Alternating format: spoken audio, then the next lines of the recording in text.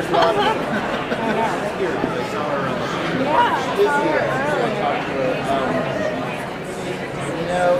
she's anything like me, she goes to the bathroom. I think she's That's what I just said. I just came back. Oh, there she is.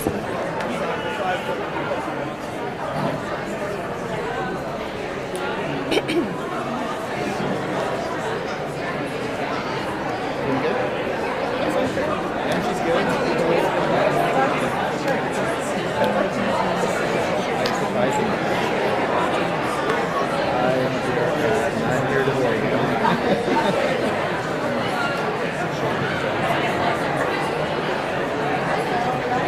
I'm going to kick off his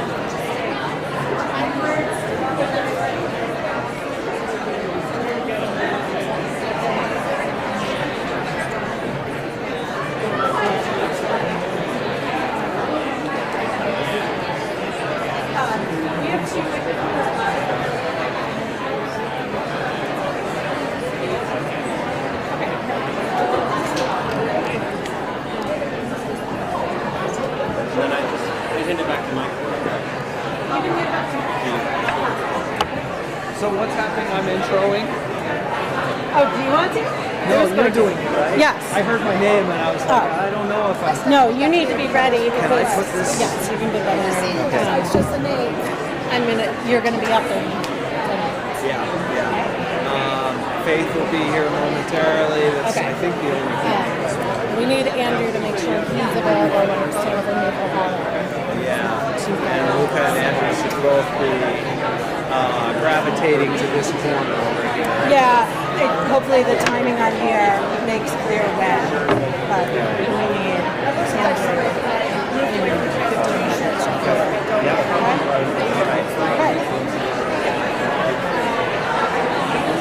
Good morning, everyone.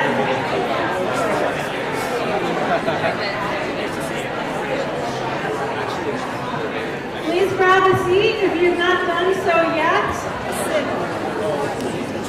My name is Rebecca Stone. I'm a community workshop, and I'm so honored to be facilitating here today and part of the Verda project. We are thrilled to have this incredible audience and group of attendees here with us today. Without further ado, I want to introduce two amazing Vermont community leaders who are going to welcome you to the summit officially. First, we are here with Patricia Coates, Director of UVM's Leahy Institute for Rural Partnerships. And that Leahy Institute is one of the clearest reasons why we are here today. It is their support and sponsorship that has made the Verda project possible. Patricia, thank you. Thank you so much. Is this on? It's on. Thank you. It's welcome. Thank you for coming today. It's really great to be back at Vermont State University. And I wanted to start by congratulating Chris Cochran, Agency of Commerce and Community Development, and our own Michael Mosier from UVM's Center for Rural Studies, who really shepherded this project through some big pivots and came up with a really actionable, wonderful set of recommendations. So thank you to both of you very, very much. The Leahy Institute for Rural Partnerships, our role really is to provide a presence out in for UVM in these kinds of spaces where Vermonters are considering the future of their communities and of our economy. And then on campus, we represent two researchers and two UVM leadership, what we've learned about needs here in Vermont. The need that has risen consistently since our inception is about and around municipal capacity. So many of you in this room, hello regional planners, have shared that navigating federal grant processes, navigating data demands, navigating the desire to plan beyond next year's budget cycle is really running up against your capacity to respond. It is enough to make even the most stubborn of Vermonters feel deflated. At the Leahy Institute, we ask ourselves, can UVM provide the data in a format that can support efforts by our towns and state agencies to apply for federal funds? Can UVM help explore policy alternatives and best practices? Could we work together to find answers to essential questions about the movement of rivers through your towns, for example? To explore information together that will support your conservation and your development planning? The impact of climate change on human health? Can we support sustainable and prosperous farming practices in your community? To these ends, the Leahy Institute is working with community and UVM partners to build capacity on our end, we hope, that will support the capacity of Vermont's towns and agencies into the future. And let me give you just a few examples of what we'd like to do. The first is to expand service learning and internship opportunities for students. By supporting partnership development with faculty, more students are and will be engaged in project-based learning across the state, even outside of Chittenden County. These student-powered projects are already adding capacity to local businesses, municipalities, and state agencies. Another aspiration is a community needs assessment. In partnership with the Leahy Institute, UVM Extension is kicking off a new assessment of community needs that will not only inform their programming, but provide an inclusive and comprehensive look at needs arising across the state. We envision this annual report as another tool for Vermonters engaged in planning and visioning for the future. Policy research. We have our Masters in Public Administration looking into recommendations around councils of government approaches that we will have over the course of the year. And we hope that the new Vermont Data Collaborative will be directly responsive to the needs of many regional planners, local leaders, and state agencies who have come to us seeking more accessible data. And finally, our funded partnerships. Through our 29 funded partnerships, the Leahy Institute has supported entrepreneurs on campus and off. UVM and community partners are working together to find new ways to increase access to healthcare in rural areas, to support thriving rural schools, to make Vermont's electric grid more resilient to climate threats. We've even helped a few cows along the way. Two such projects you may be interested to know a little bit more about. One is a new map that shows Vermont's wastewater infrastructure by parcel across the state, which is a helpful planning tool. And the second is the Vermont Evaluation for Rural Technical Assistance, the project that brought you all here today. The Leahy Institute may have provided a nudge, but the magic or the results are happening because of the devotion of UVM and community partners who are heads down, determined to solve problems together for our state. Thank you for having me here. Have a wonderful day. Thank you so much, Teresa. And again, to the Leahy Institute for making this possible. And next, I want to welcome up Doug Farnham, Vermont's Chief Recovery Officer. Doug has been serving the state of Vermont in various capacities for many years. He served 6 years in the 82nd Airborne Division and has since helped to drive Vermont's collaborative approach to recovery, working in various roles in Vermont for over 14 years. Doug?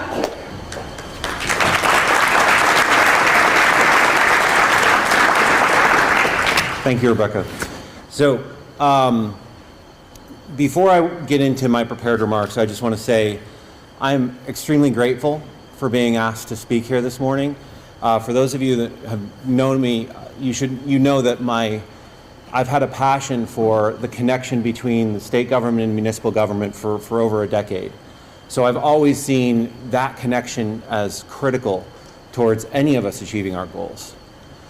So, and then I would say, also, if you know me, you know I don't usually prepare my remarks. I really tend to like to speak from the heart and just work through things with other people. So for me, the fact that I sat down at night to draft these remarks, it means I really want to make sure I got as much in here as I could. So good morning, everyone, and welcome. My name is Douglas Farnham, and I serve as the Chief Recovery Officer for the state of Vermont. Over the last 5 years, I've seen firsthand how our state and federal programs connect, or don't, with our local communities and how deeply that affects Vermonters working hard to rebuild after disaster strikes. Trauma is made 10 times worse when an individual or community, and yes, communities can experience trauma, they don't feel like their needs are being recognized. As a representative of the state, this greatly concerns me, as so many of our programs rely on municipalities to achieve real, concrete results. Our programs exist, but they can't actually function without municipalities in many cases. Too often, rural places are told they need to catch up, to copy urban models or chase the latest program. But as every Vermonter knows, what works in Montpelier or Burlington usually doesn't work in Berkshire or Reedsboro. And telling a Vermonter exactly what they need to do in their community is a great way to waste an afternoon if you've got one to spare. Vermont's strength lies in our ability to do things differently, and the creativity, collaboration, and strength that comes from living in communities where you know your neighbors will lend a hand without a second thought. We don't wait for perfect plans or new resources. We don't have the luxury of perfect data to inform our decisions. We learn by doing, and we adapt as we go. I often think about the difference between resilience and adaptation. Now, both are certainly valuable and traits which Vermonters possess in abundance. But I believe that adaptation is critical for Vermont's future. Even the most resilient materials eventually wear down. But adaptations can bring a sustainable balance. We need to honor and learn from our past to grow stronger, not hunker down. Today, you'll be asked to identify what we can do, and through collective action, bridge the gap between good ideas and real results. And that's how we turn these conversations into practice and plans into homes, restored floodplain, bridges, or businesses. It's how we make sure that revitalizing communities, building housing, or modernizing infrastructure isn't something done to communities, but by them. Listening to local voices, testing ideas, and striking a balance between local, regional, and state priorities. I've learned in my job that recovery is more about people than it is about infrastructure. It's about reconnecting neighbors, rebuilding trust, and making sure every investment, every project strengthens the foundation of our communities for the long haul. As all of us know, that is rarely going to be the fastest or cheapest option. We'll never have the resources to adapt our communities as quickly as we want to. But as long as we continue to find common ground and work together on shared priorities, we'll be able to look back and realize we've gone farther than we ever could have on our own. And looking around this room, I see dozens of people, actually hundreds, that have devoted years of their lives to improving the lives of their fellow Vermonters. Centuries of service in one place. Actually, probably exceeding a millennium in one room. So before you dive into today's discussions, please take a moment to reflect on how much value you all bring to the table. I know many of you, and I know that you don't stop to appreciate how much you do for this state. So I want you to know I am grateful, the state is grateful, your communities are grateful, even in moments where you're disagreeing and it doesn't seem like they're very grateful. So welcome, and thank you for your contributions to Vermont's future.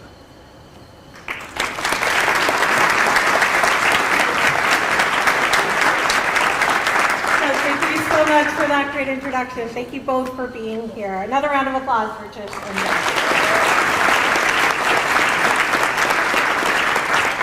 And last but not least in our welcome series, I want to introduce Michael Moser. I've had the great pleasure of working with Michael and his team over the last few months. Research specialist, which is not nearly a great enough title for what you do at UVM Center for Rural Studies, and leader of the VERTA project. Michael will kick off our introduction to VERTA and the amazing research that you've done this year. Michael. Thank you.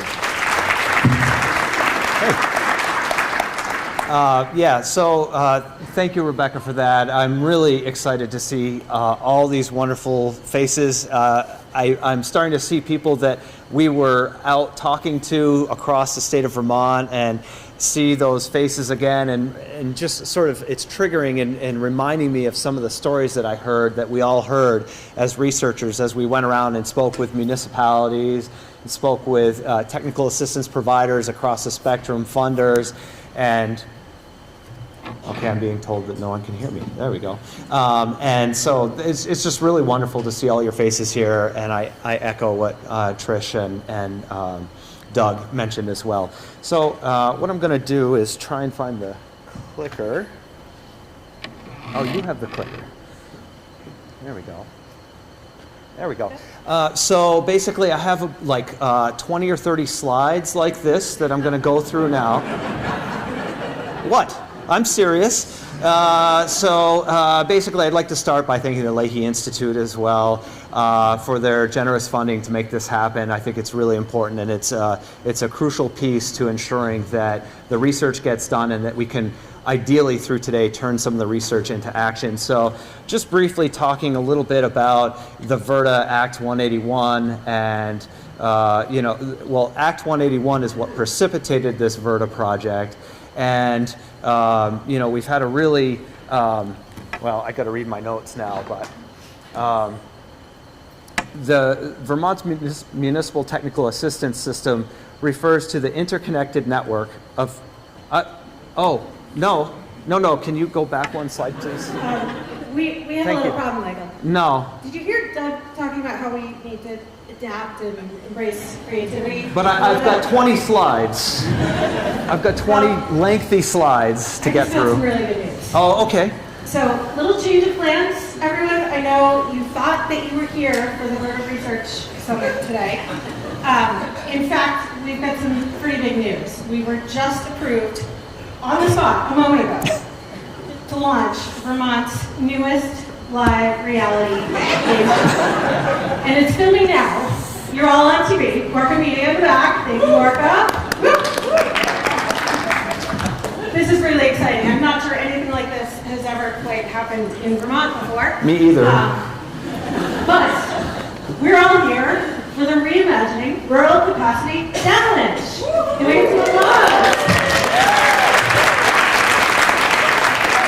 This is not just any challenge. This is a mashup of all your favorite game shows and reality shows. We're going to find out what happens when you take 250 strangers, except not really because it's Vermont, and lock them in a room together for 6 hours, but we won't really lock you in.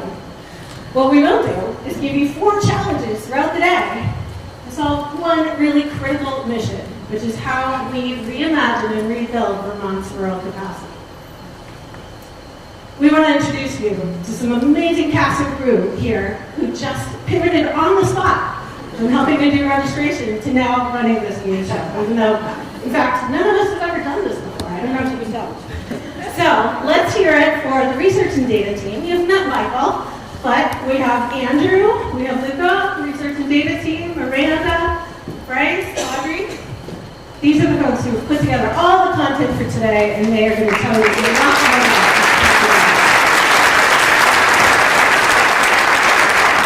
We have our amazing policy and planning team from the Vermont Department of Housing and Community Development. We have everybody. We have Gary, Chris, and Jeff, our core team.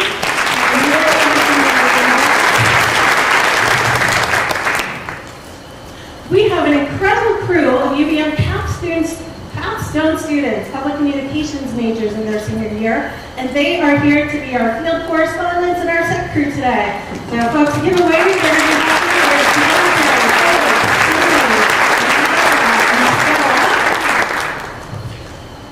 And last but not least, we have had an incredible crew of people behind the scenes of this project, and now finding out they get to be part of this game show as well, our steering committee. So folks, stand up or wave your hands so everybody can see where you're from.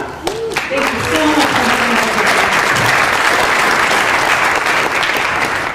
This is a really special day for us because not only are we launching this new game show, but we are doing it right here in Maple Hollow on location.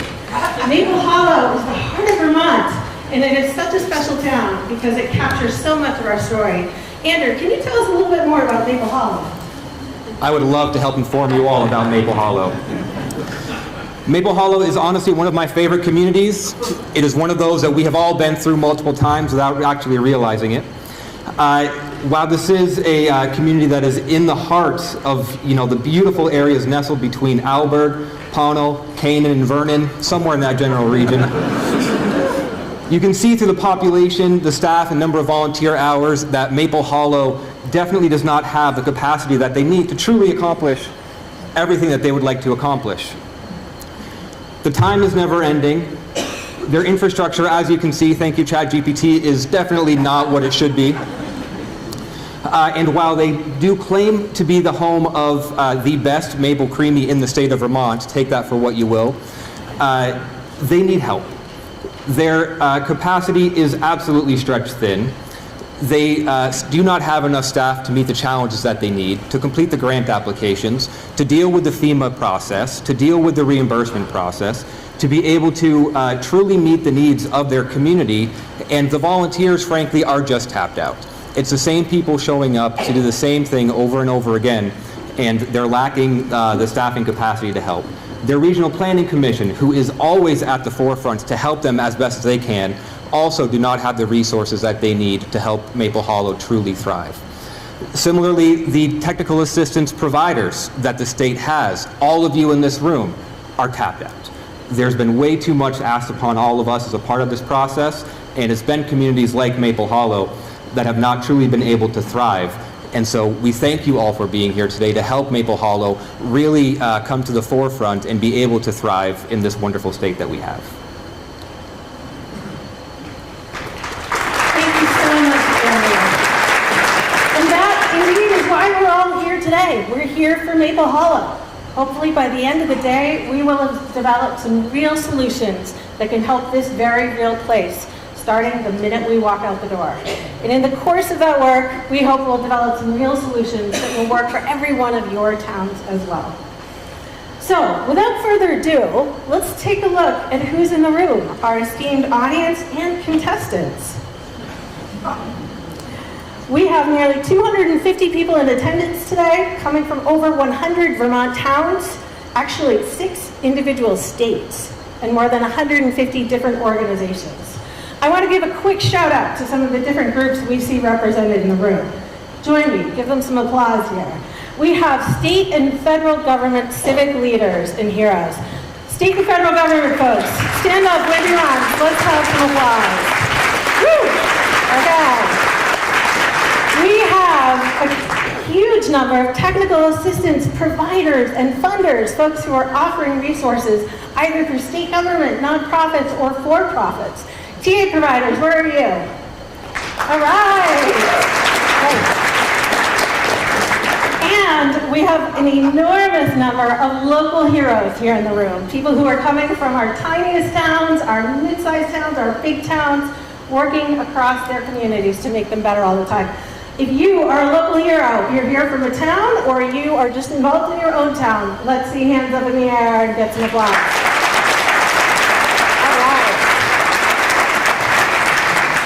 All of you will be competing in our challenge today, whether you like it or not.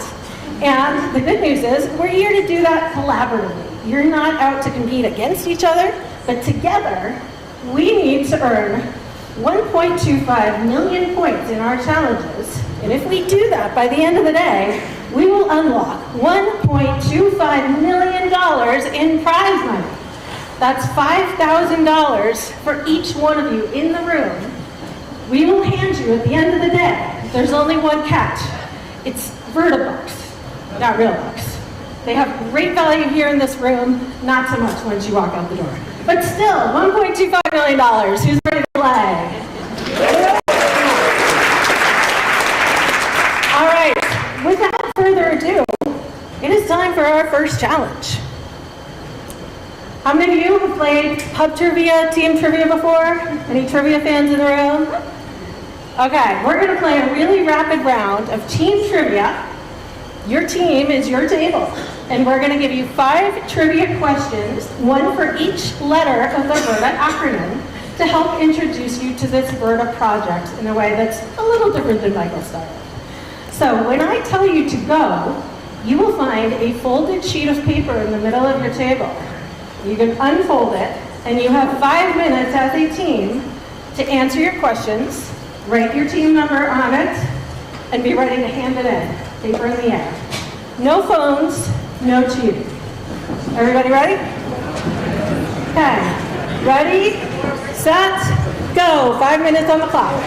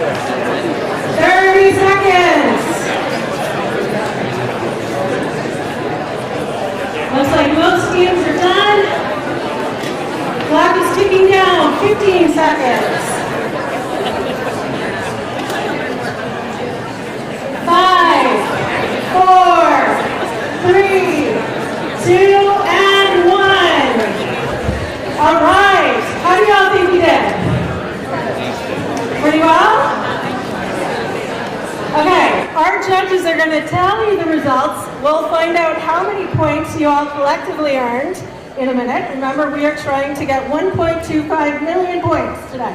Do we think we can do it? Yeah. Yeah? Do we think we can do it?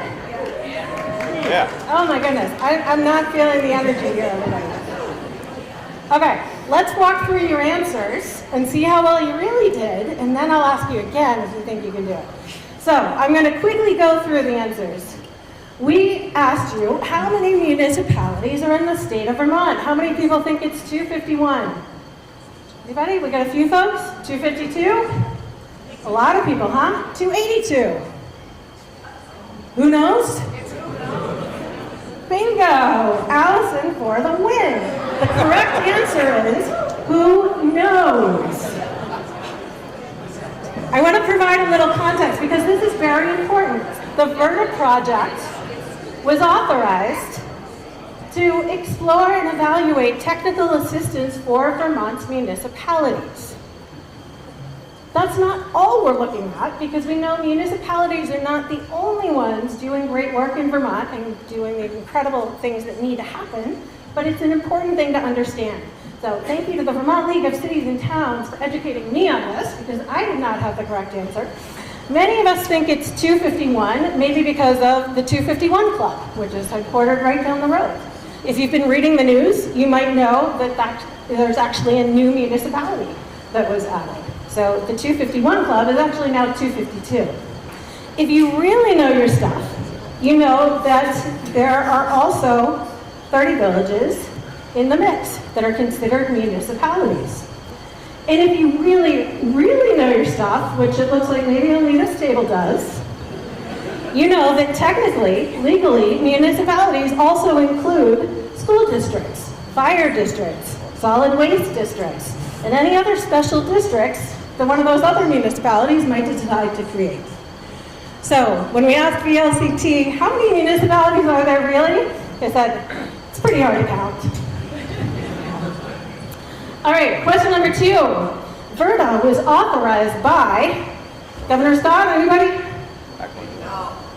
Act 181? 181? Any votes for Act 46? Okay, you're paying attention? No one? All right, sounds like you all got that one right. VERTA was indeed authorized by Act 181. If you were listening and following Michael's slide, you probably would have picked that up. R, what's the definition of rural? How many of you said not urban? Anybody? Okay. How many of you said a town of less than 2,000 people? A few hands in the room. How about a county of less than 50,000 people? How about, it's up to you, whatever you think. And you would be right. Congratulations. All 3 of those other definitions I gave you are definitions used by government entities, but it really seems like everybody gets to make this up for themselves. So when the Vermont Evaluation of Rural Technical Assistance was launched, this is still an open question. What's rural? What does that mean? What percentage of Vermont is actually rural? Maybe one of you will figure that out and tell us by the end of the day, or maybe we deal with that uncertainty. The letter T for technical. We need to understand what responsibilities and work our municipalities actually have to do, and the many community organizations and leaders that are not technically part of the municipalities. So we asked you, which of these are municipal responsibilities? Give me a yes or no. Taxes and budgets? Yes. Planning and zoning? Yes. Roads and parks? Yes. Elections and records? Yes. Housing and energy? Yes. Controlling dogs? Yes. Some of you are wrong. This is really important. There is so much on our municipal plates, so much that is legally required of municipalities, and so much that municipalities decide to do on their own. So, taxes and budgets, legally required. I gave you a trick one here. Roads, yes. Parks, no. Elections and records, yes. Controlling dogs, yes. And I actually just learned yesterday from Chris that there's an entire manual or handbook on this. Is that correct? So again, thank you to VLCT for helping us clarify. I asked them, could you let us know what municipalities are really legally required to do and what we often take on ourselves, or some of that extra work that needs to happen. So this is the list of what they must do. Here's a partial list of what they may do. And I'm going to guess that some of you have other things on your municipal list or your local community lists, things your communities are taking on even though you are not legally required. All right, last, the letter A. Which of these are technical assistance? Because again, we're evaluating technical assistance to help municipalities do the things they have to do and the things they want to do. So, how many said yes to grants and funding? Yes. Coaching and training? Yes. Professional services? Extra staffing capacity? Equipment, tools? No, I hear no. HR and finance? Okay. So we're going to give a green light to all of this, in part because there is no definition again. You get to make it up. If something up here is something that your municipality needs help with, or your organization wants to help with, then it's in the mix for technical assistance today. Again, you all can discuss that and debate that, and you may have some different answers by the end of the day. So, great job on Verda Trivia. I hear our judges have tallied some results. You all get 50,000 bonus points for finishing so fast. That was a record.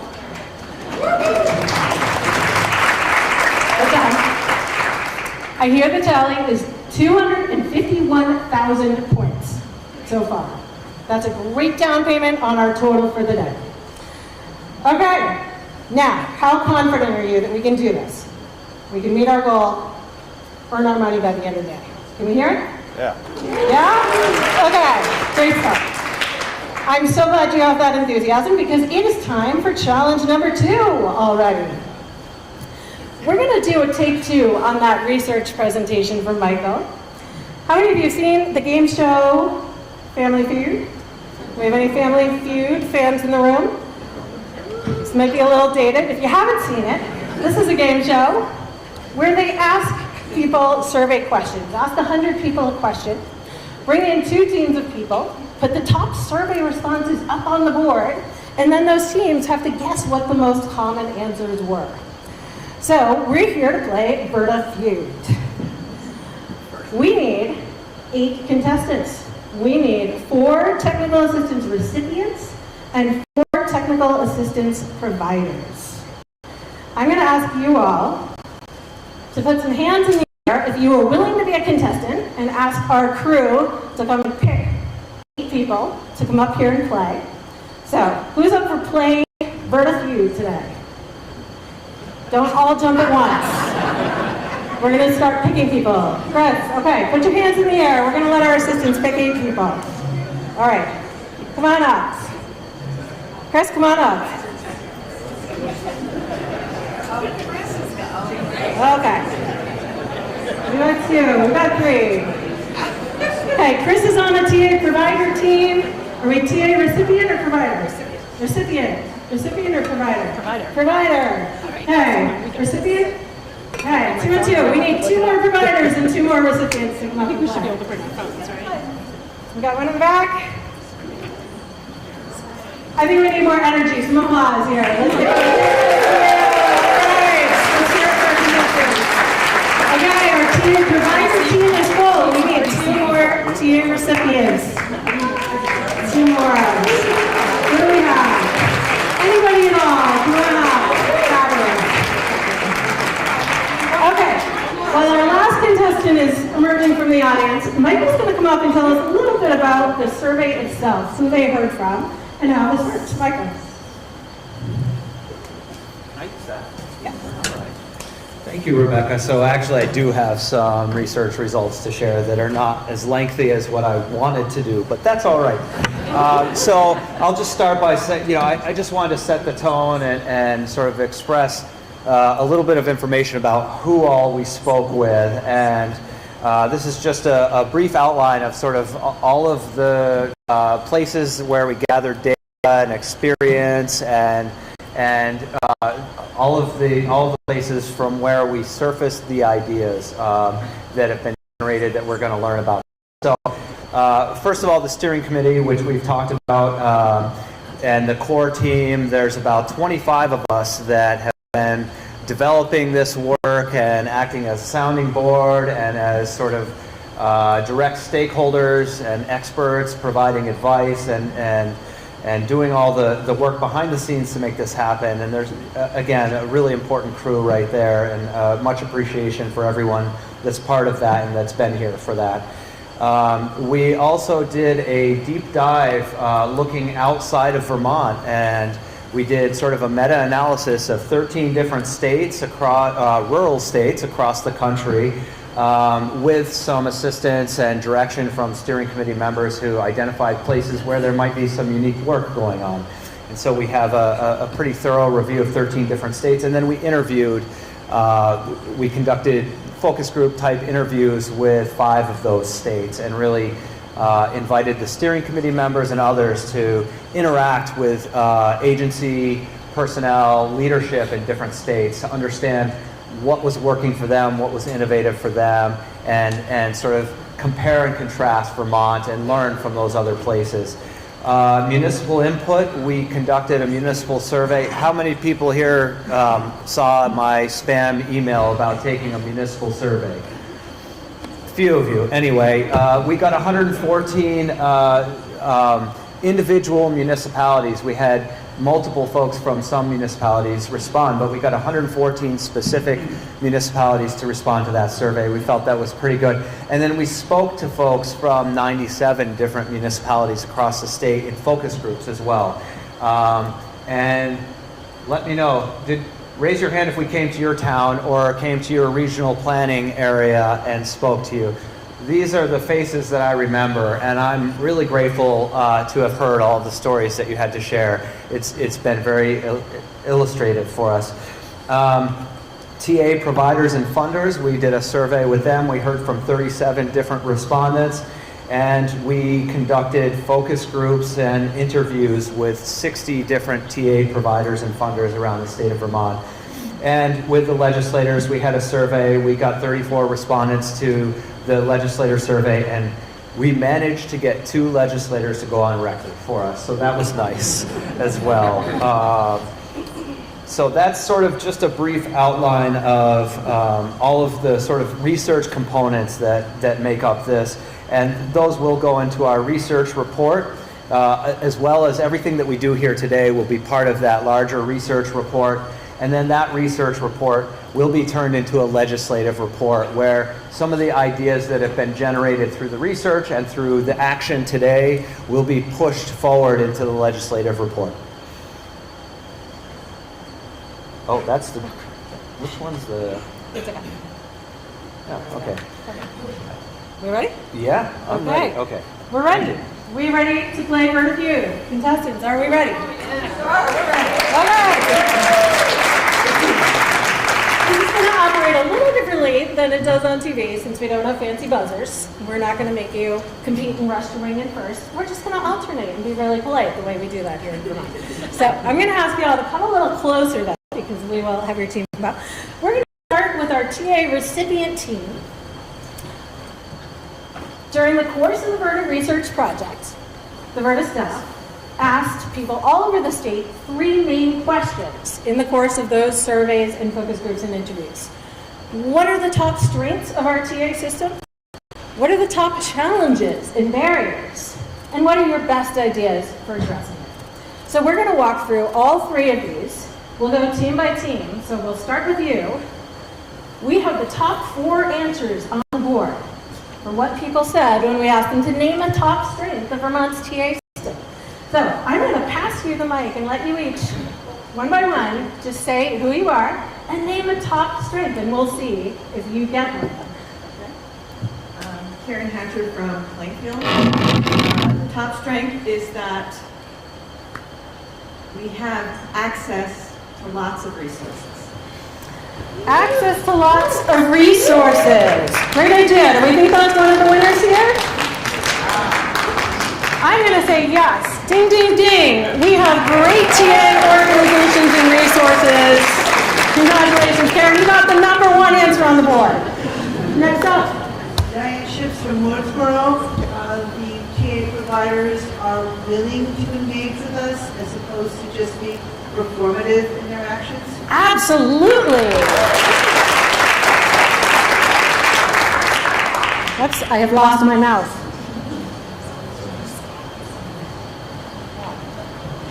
Okay, talk among yourselves. I'm going to find a mouse.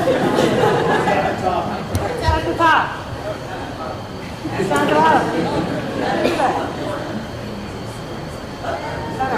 Ah! I have truly lost the mouse.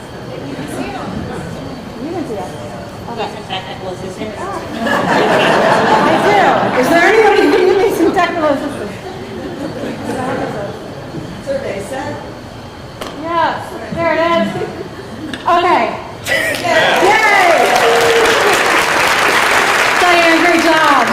accessible, helpful people, number 3 is on board. Next up. I'm Gretchen Harmala. I'm a municipal consultant, and I'm representing the town of Wilmington today. And I would say that it is, and this is kind of the same, I think, but the people and their expertise, that they know really what they're talking about. That is an awesome answer. Do we think it's up there? You know, it sounds an awful lot to me like collaborative people. Yeah. There we go. High commitment level to train and get that expertise and build it up. Great job. Thank you, Gretchen. Last but not least. Hi, I'm Kate Sabore, representing the town of Whitingham, and I would say money. Money. Anybody else? Do we think that's a strength of our TA systems? All the money floating around here in Vermont? So much money. In fact, you are right, sort of. Not all the money, but the fact that we have collaborative programs among funders who are pulling it together in creative ways. Ding, ding, ding! Okay. Huge round of applause. Thank you to our TA recipients. You all can go take a seat. Nika, I want to invite you up to tell us all a little bit more about TA strengths. Actually, Michael's going to come tell you a little bit more about what they heard.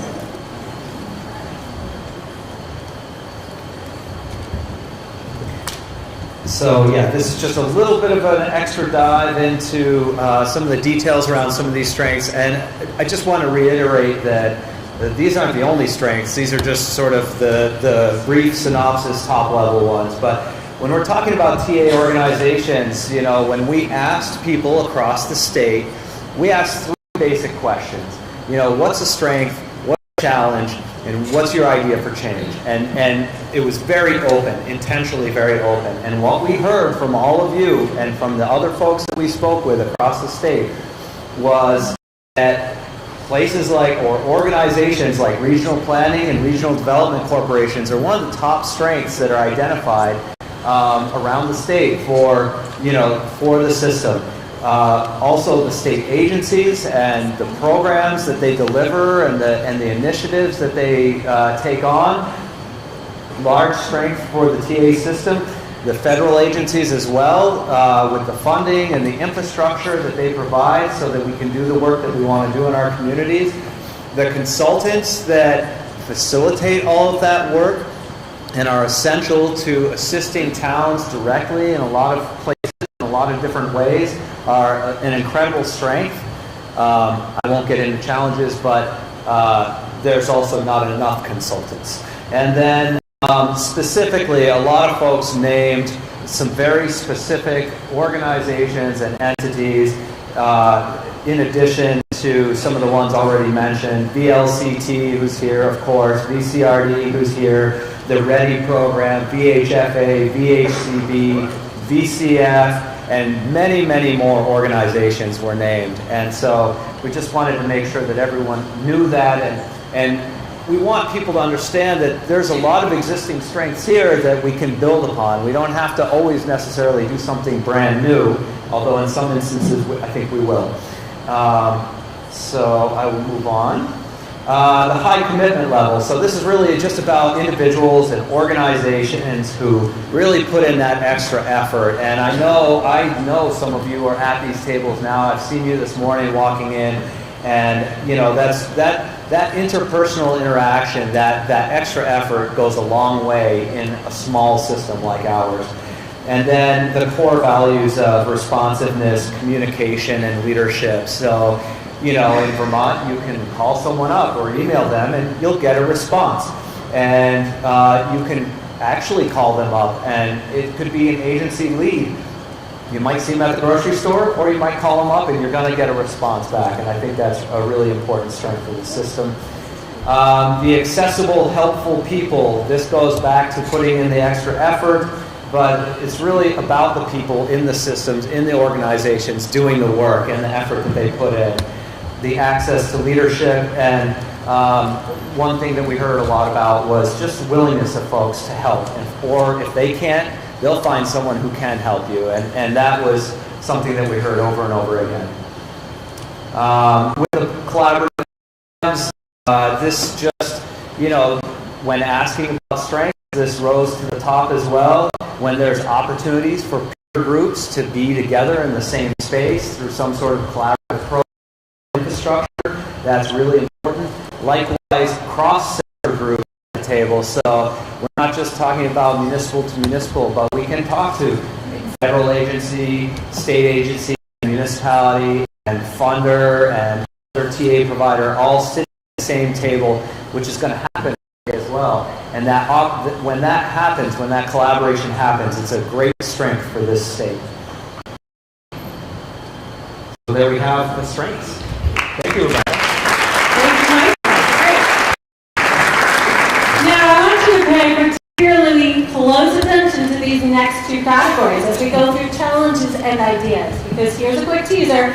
Challenge number 3, which you all will be doing in a few short minutes, will involve you to think about what challenges are bubbling up for you the most and how you might address them and what you need. So be thinking about whether these resonate or whether there's something different on your list. We're going to move on to our second team, though, our esteemed TA providers and funders. We asked top challenges and have the top 6 answers up on the board. Oh, that does not bode well for my mouse, but we'll do our best. So let's go down the list. I'm going to pass you the mic, and let's hear what you think one of the top challenges is. I would say, Introduce yourself. I'm Karen Horn, and being a Vermonter on both sides of this, more town planning commission A little closer. and a consultant. So, Hold it close, yeah. I would say our top challenges include people having far too much work to do, too much on their plates. Okay, one challenge. Too much on your plate. Does that resonate with anyone here? Yes. And yes, that indeed is number 2. Oh, almost. So close. There we go. Administrative burdens. Too much. I'm sorry, but thank you for bearing with me. This, believe it or not, is the first time I've hosted a reality show in front of an audience. Great job, Karen. Chris, what do you think one of our top challenges is? And please introduce yourself. Hey, Chris Campbell, with the Regional Commission. Just a shout out to 3 of our towns who stood up here and came up here. I would say, I forget how to say this. The technical assistance is too stovepipe and not necessarily related to the town needs as opposed to like actual state identified programs. Okay, that sounds familiar. So does that sound like maybe a disconnect between priorities? Is that what we're getting at? Oh, I'm so glad.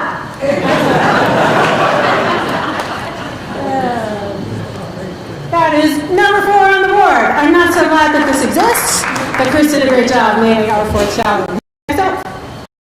Next up, I run a program called the Southern Vermont Economy Project out of Regional Development Corporation, BDCC, in Southern Vermont. And what I find the biggest challenge is you can have all the technical assistance in the world, but sometimes there's just no one to give it to at the other end. Because there's no staff, right? So who gets the technical assistance? We would love to give it to them. All right. Oh my goodness. Okay. Cheers to Meg. Number 1 answer on the board, municipal capacity. If we do not have the capacity locally, all the TA in the world is not going to help. Nick, what do you think? Hey, I'm Nick Stark. I'm a planner for the Rutland Regional Planning Commission.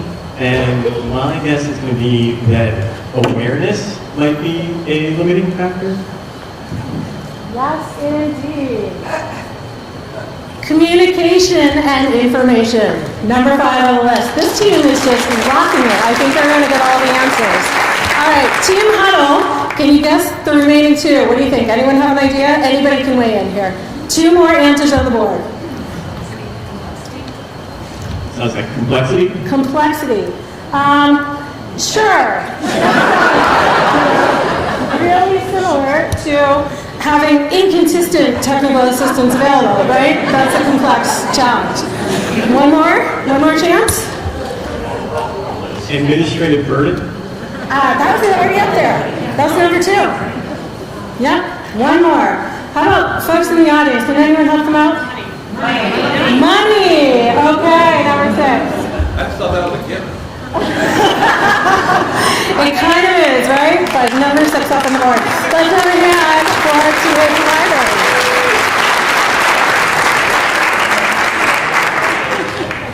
All right, Team UVM. Okay, Luca is going to come up now and talk to us a little bit more about the details behind some of these challenges. Thank you. I'm going to do this. All right, so I'll be going over some of the biggest barriers with a little bit more context.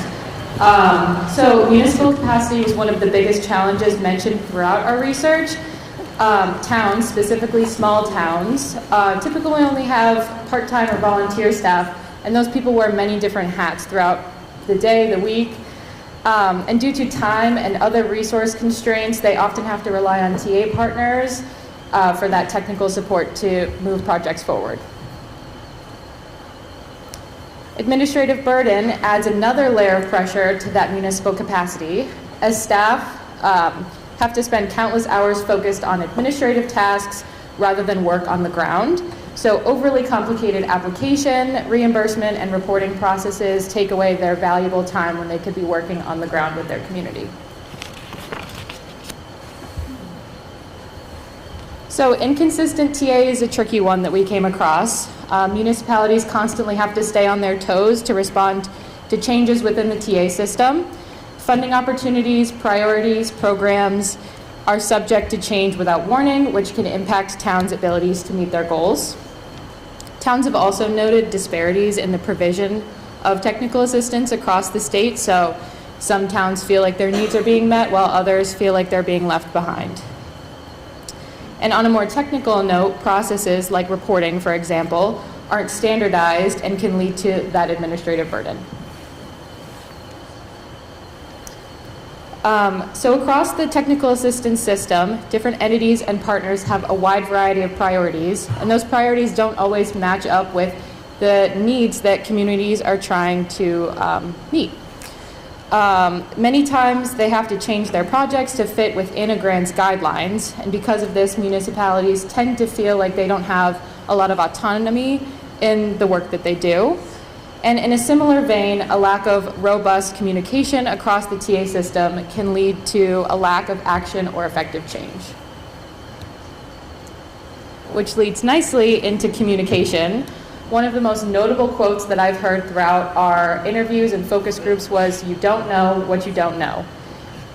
The communication channels within Vermont are not centralized and are typically inconsistent, which means municipalities miss out on funding or important opportunities.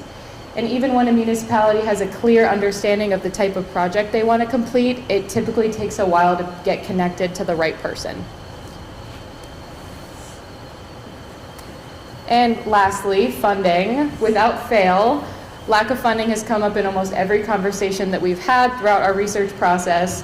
Municipalities understand how competitive this process is, and many times they worry that the work that they're putting in to getting the funding isn't always worth it in the long run because they're putting so much time up front to apply and make sure their requirements are correct. And so that strict criteria and eligibility is hard to receive necessary funding. And again, going back to that community disconnect, grants often do not match the types of projects that towns want to fund. And though this list doesn't exhaust all of the barriers that we've heard throughout our research process, this list provides a snapshot of the biggest challenges that you guys have brought forward for us.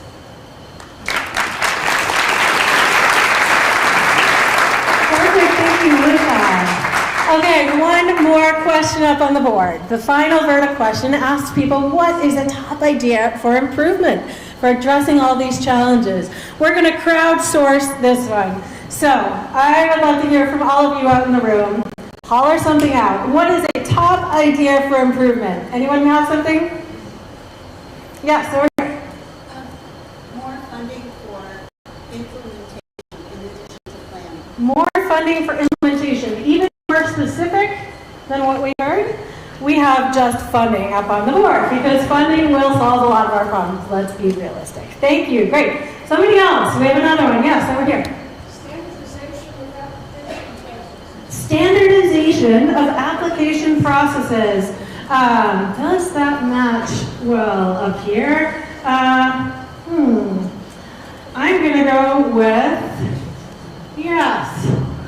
That sounds a lot like simplifying TA administration. Great job. Thank you for that one. Okay, in the back. Increasing regional collaboration. What do we think? Is it on the board? Yes? Collaboration number 1 on the board. Excellent. You all are rock stars. It's almost like you've played this before. Okay, 2 more answers to go. Over here.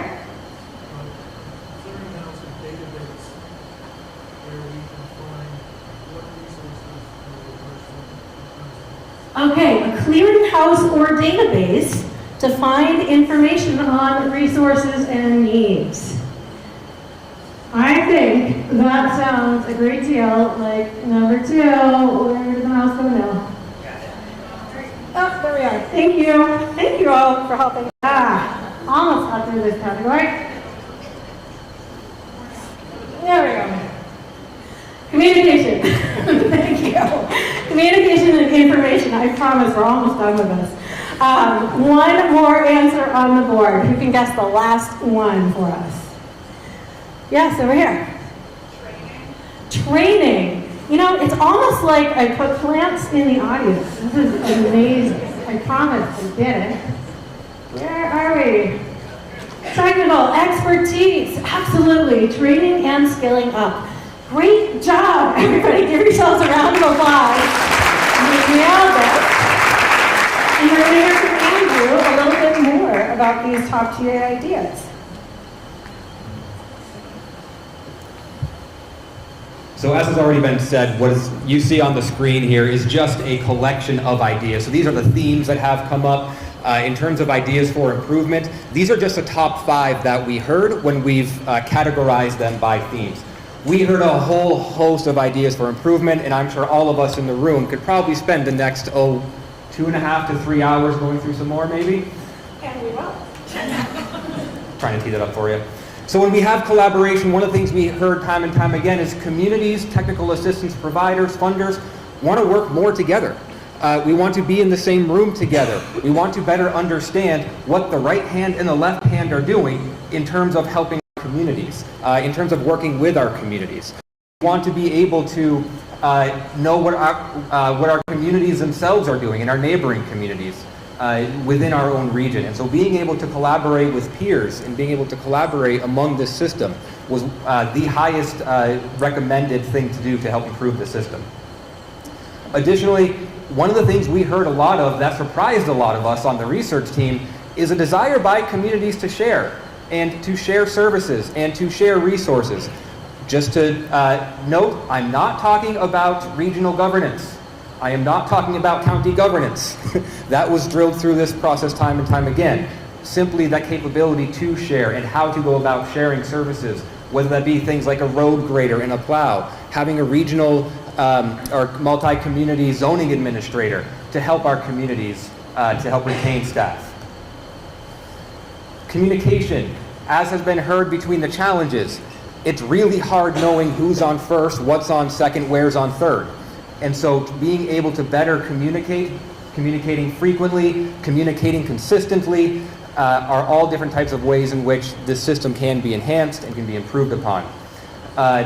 There was a desire to be able to better understand if you're in a community and you have a question about, we have this project and we don't know what the funding opportunities are, is there a website? One website. Is there one place to call, one place to email, where I can just say, we want to do this. How do we do this? Can you help me to find the right people to get to? Is another one of those highest recommended things, or offered things to change the system and to improve upon the system. With technical expertise, there's been a lot of conversation around communities themselves lacking that content knowledge of how to do the work. And so being able to leverage the expertise that we all know exists, potentially in neighboring communities, in TA organizations, and being able to really ensure that our funders and our providers are hands-on throughout the entire process, not just, you've got the money, now we'll help you get there, but even with the grant application, helping to ensure that we're getting the right grant to begin with, being hands-on and helping throughout that process.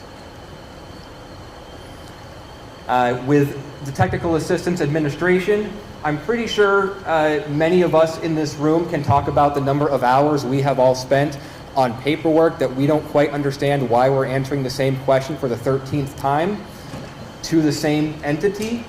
And so being able to help streamline some of the administration, being able to go to one place to fill out an application that could then span across all of the spectrum of technical assistance possibilities, of funding possibilities, instead of needing to fill out the $5,000 grant application, the $50,000 grant application, the $20,000 grant application, the $100,000 application, the private foundation application that we're not quite sure how much we could get. We might be able to get $150,000, maybe we'll get $30,000. But we'll spend the 3 days to figure out how to do this without doing the other part of our 40-hour work, 40-hour week job. There's a lot to that. And the simplifying the TA administration was one of those that definitely resonated. And that last but not least around funding, we were pretty explicit in our conversation of, yes, we want more money. If we were to drop $1 billion system, realistically, is that going to solve the problem? Probably not. Let's try to be a little more creative besides how can we just have money. But what else about it? There be the opportunities where we have funding that was not that was provided directly to municipalities to do what municipalities want to do instead of being tied to strings that the community doesn't really necessarily want to do or isn't central to what the problem is that the community is trying to solve, but instead have truly community-driven funding where they can then help to determine their own path and how best to utilize it.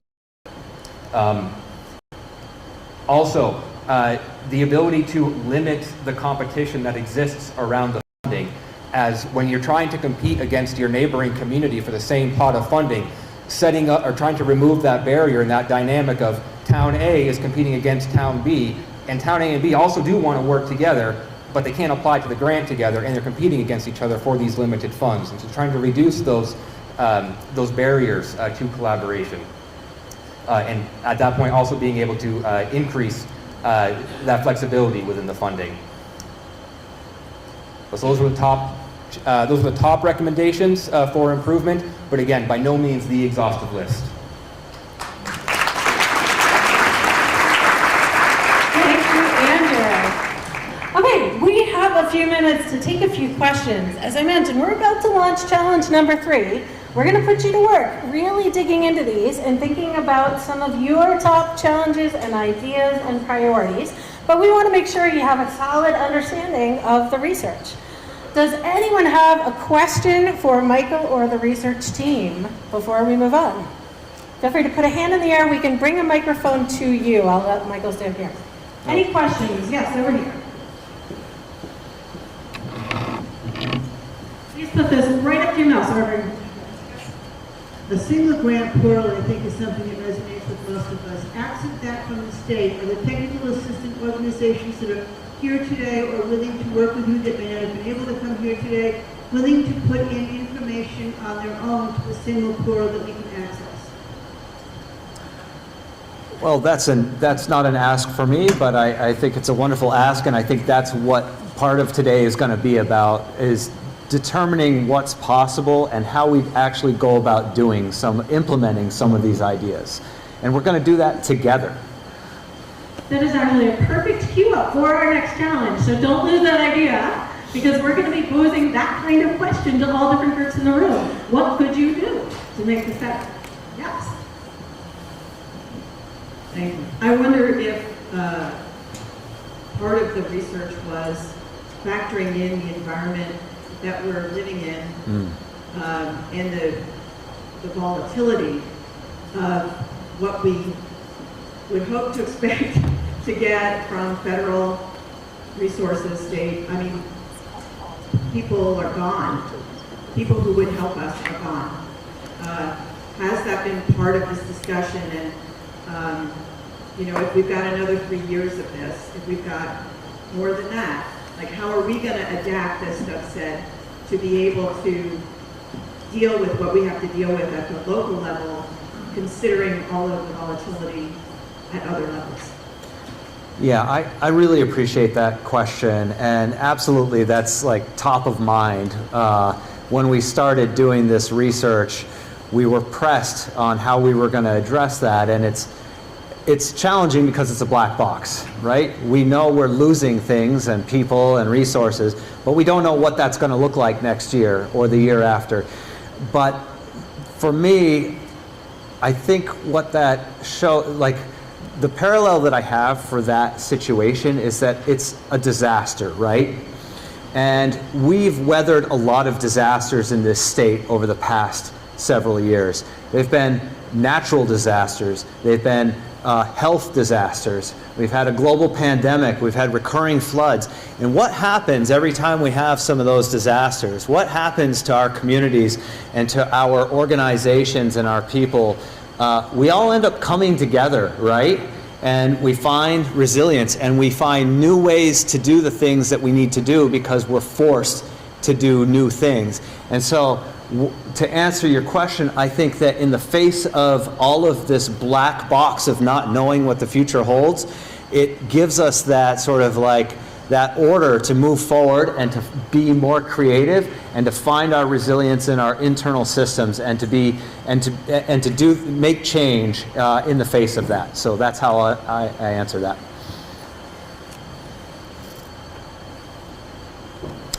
Yes, right here.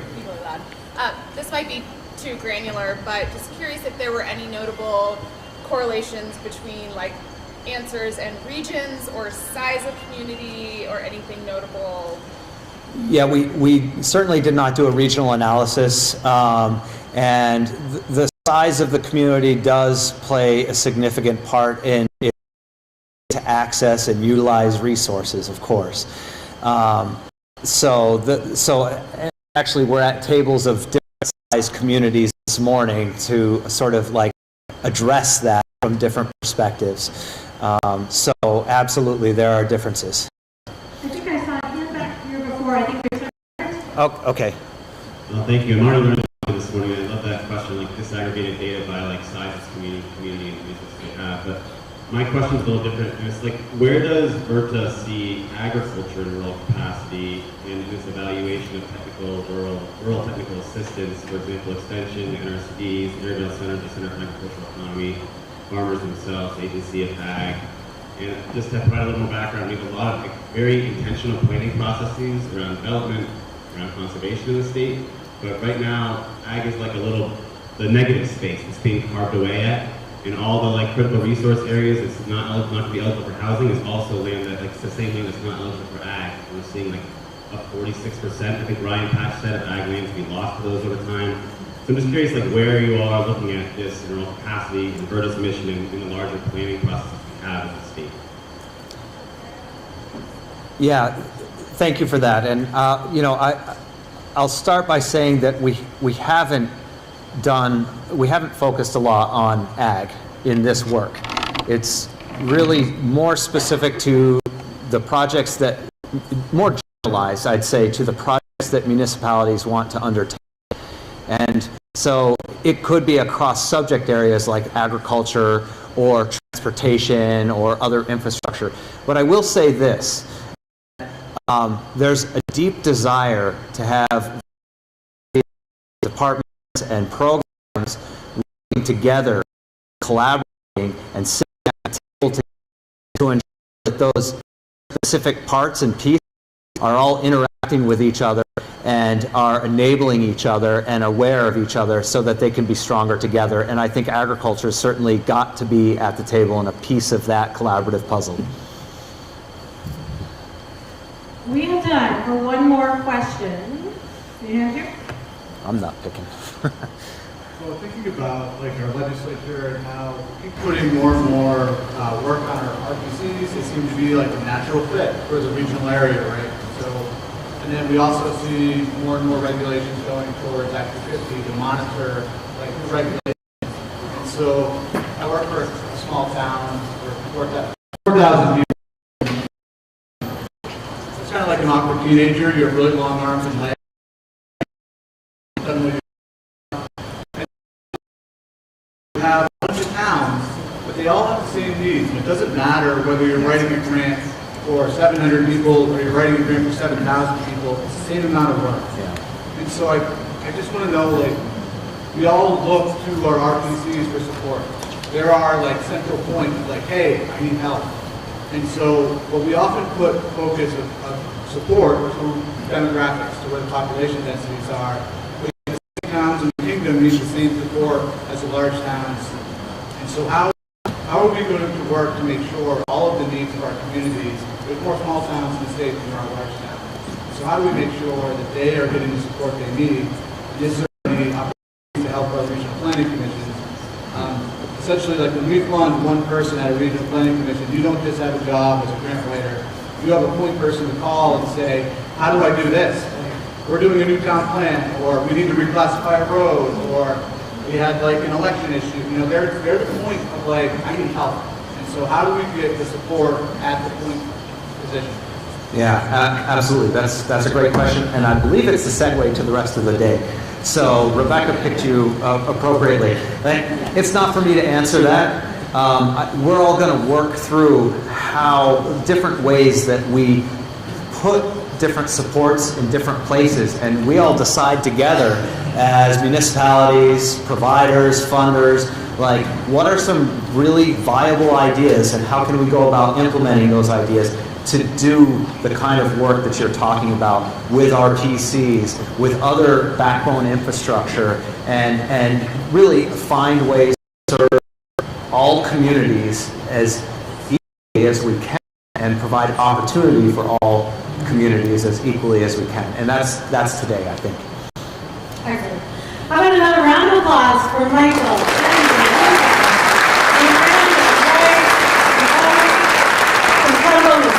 Thank you all.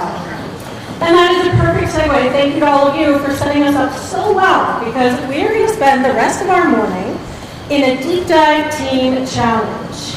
This is back at your tables. You are seated with a group of people who we think have some similarities. They might be from similar sized towns. You might all work for a regional planning commission, like some of our folks in the front. You might be all in government leadership positions. You might be coming from university and education. And we want to pose a couple questions to you today, given all of these challenges and ideas that you've heard. And of course, we have a reality show mashup to make it fun. You've probably not actually seen or heard of this. Has anybody ever heard of wishlist games? Neither had I until I went in search of a game show that might fit this challenge. This was very obscure, and I don't think it lasted very long for good reason. I don't really recommend you go watch it. But it involved asking people to make their top wish list of cheap stuff that could be shipped from Amazon. And if they completed silly challenges, they got their wish list items. So the similarity ends there, in that we're going to ask you to make some wish lists and TA lists, but we will not have any delivery trucks showing up to provide these things for you. I'm sorry. What we do have is a whole room full of people from different sectors and organizations. And if the stars align, it just may work out that somebody in the room hears some of the wishes that you have at your table and says, oh, we could do that. Like Diane queued us up and said, are there any TA providers and funders in the room who would be open to using a shared grant portal? Did I get that right? Yes. So, seed planted.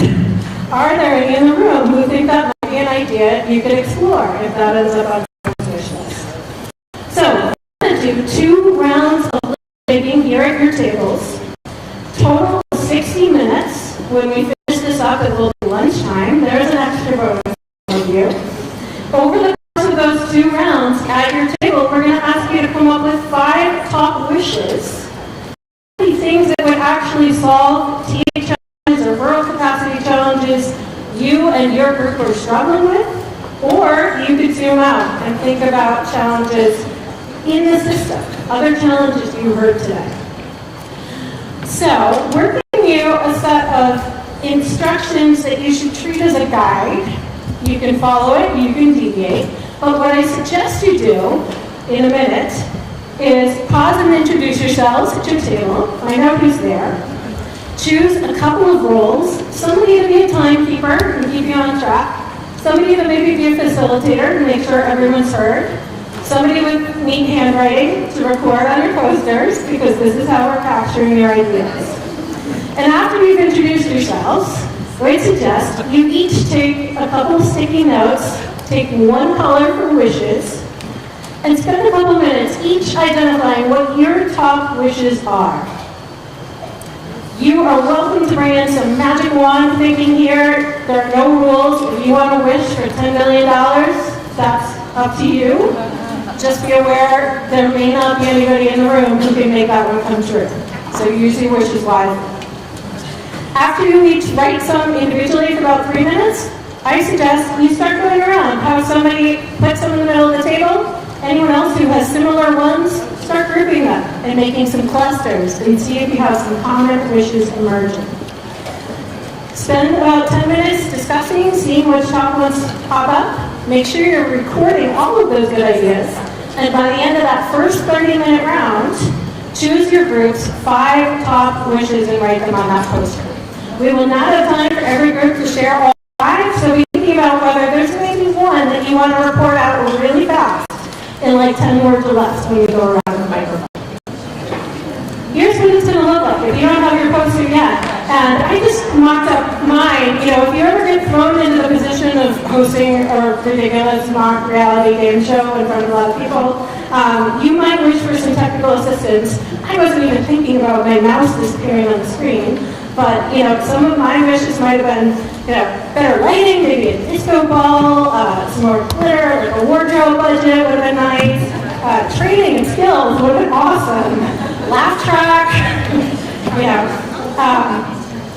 My top wish probably would have been a reality show boot camp. I don't know if that exists, but that's the one I would toss out there and hope that somebody in the room might be able to tell me, oh yeah, why not? Just to put a teaser out there, your second round, after we hear a few of these wishes, is to then think about to-dos.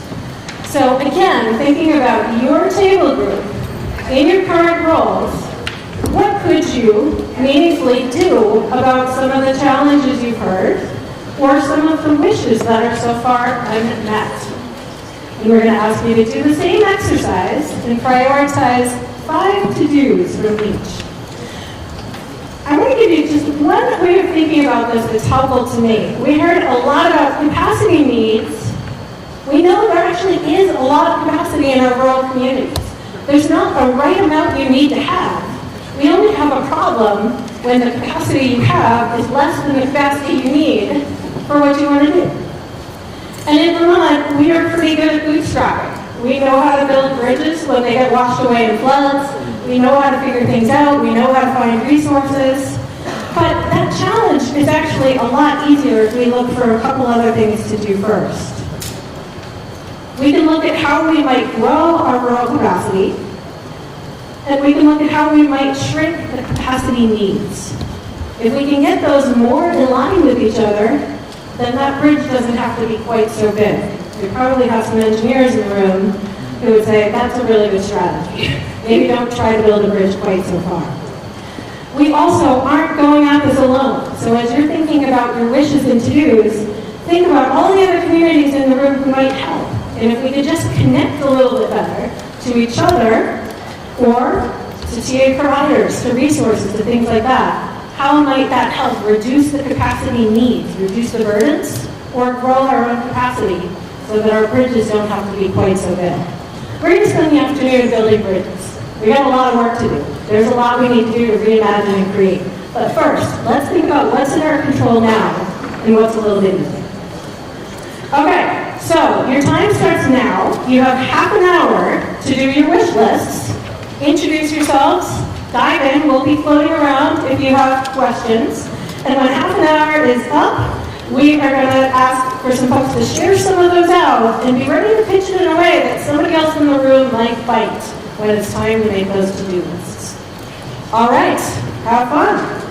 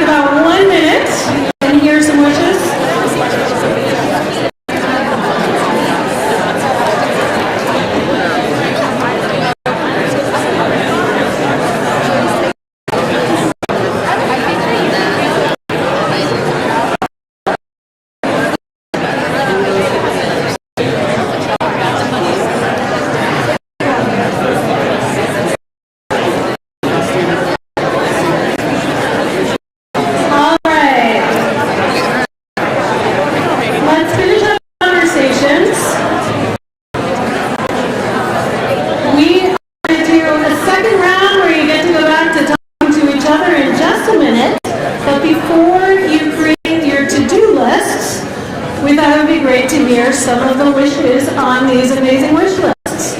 So, we're going to do this popcorn style. We'll not hit all 25 tables, but we want to hear a few. If you think you have a great wish to share out, and you can do that in 10 words or less, then please put a hand in the air in a moment. Stella is going to take the microphone around, and we thought we would just come across the room. We would hear a few wishes from our town teams. We would move toward the middle of the room where we have a lot of RPCs and TA providers of various types. We would end up with some of our government and leadership folks at the end. So, let's see a couple hands in the air if you think you have a great wish to share out, and Stella will bring you a microphone.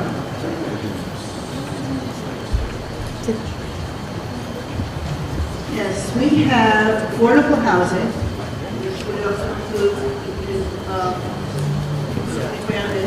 Can you hold we that have mic up? affordable housing, which would also include raising the ground list. We have higher taxes on second homes, the stronger options tax, competent paid staff, funding, which include finding, applications, and reporting, and then collaboration between towns. Awesome. 5 big wishes there. All right. Did anybody in the room have some similar things? Give us a few snaps if some of those came up at your tables. Anybody? Okay. We've got a hand here. Give us a top wish. Well, no more unfunded mandates would be great. Yeah. You know, Claude, if you hear something like? A unified grant portal in the state. Unified grant. Reform, more cohesive. Building volunteer capacity, filling municipal positions, and regional town administrative services. Okay, great. How about one more from our town section over here, and then we'll move around. Do we have another town? Yeah, thank you. So we also had less control and less bureaucracy, fewer mandates. Put small towns on a different platform with different requirements for funding, especially those towns who have devastation, to make a recognition, to actually recognize that by comparing towns like, Plainfield and Barry and Montpelier on the same level, it just creates an unfair comparison. Okay. So create some handicaps or some levels there. I need to cut you off, but we're going to move to a few others. Try to keep it to 10 words or less for us. It's a brilliant idea. Thank you for sharing. Let's get a couple of the medium-sized towns back here if we can. 10 words or less, give us a top wish. We got one in the back corner, I think.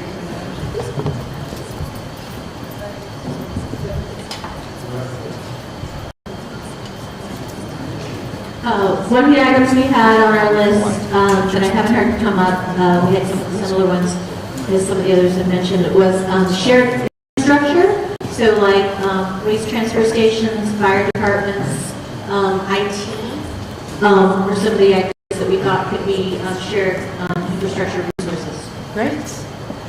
Back corner. Coordination by watershed rather than by region or county. Oh, watershed coordination. There's a new one. Great. Okay, let's move this way. Put a hand in the air toward the middle of the room if you have a top wish that you want to share. And actually, call out what your table is too, because you all have some different ones here.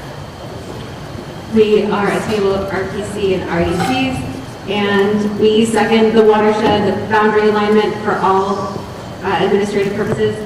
And we were thinking about how to combine data on community level needs and provide capacity for those needs, and make that available to funders and TA providers.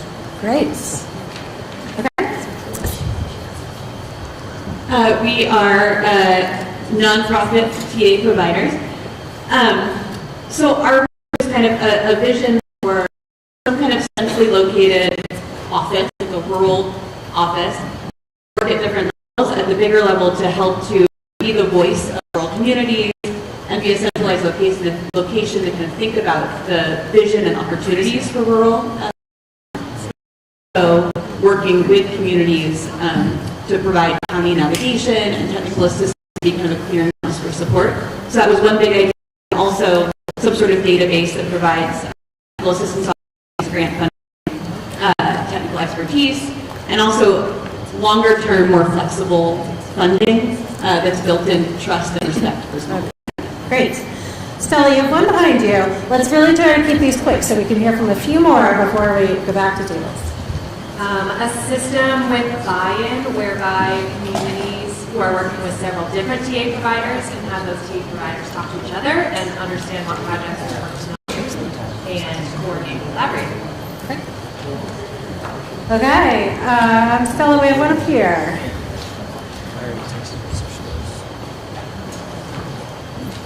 So we're a mix of RPCs and RDCs, capital planning, we support throughout the life cycle from project planning to implementation, state agencies scale management and design practices to needs, places, and settings, regional scale funding for regional scale project implementation, and improved customer service from state agencies for municipalities.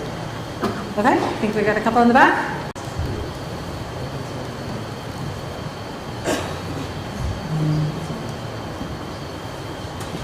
We are the for-profit TA providers, and there's some big money, big profits happening there. So we just want to echo really important to standardize grant data portal for all the state agencies, and then municipal peer learning and collaboration.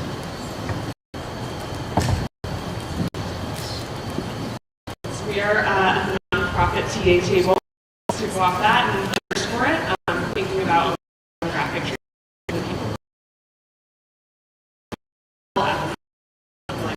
community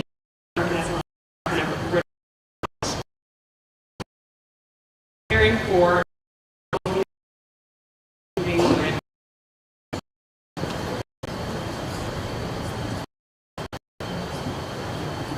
we are the university and education table, and I'm going to say what hasn't already been said.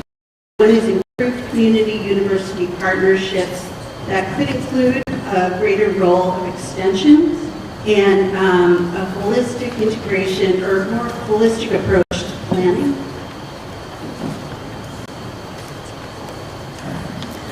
Okay, let's see if we have one or two more over here.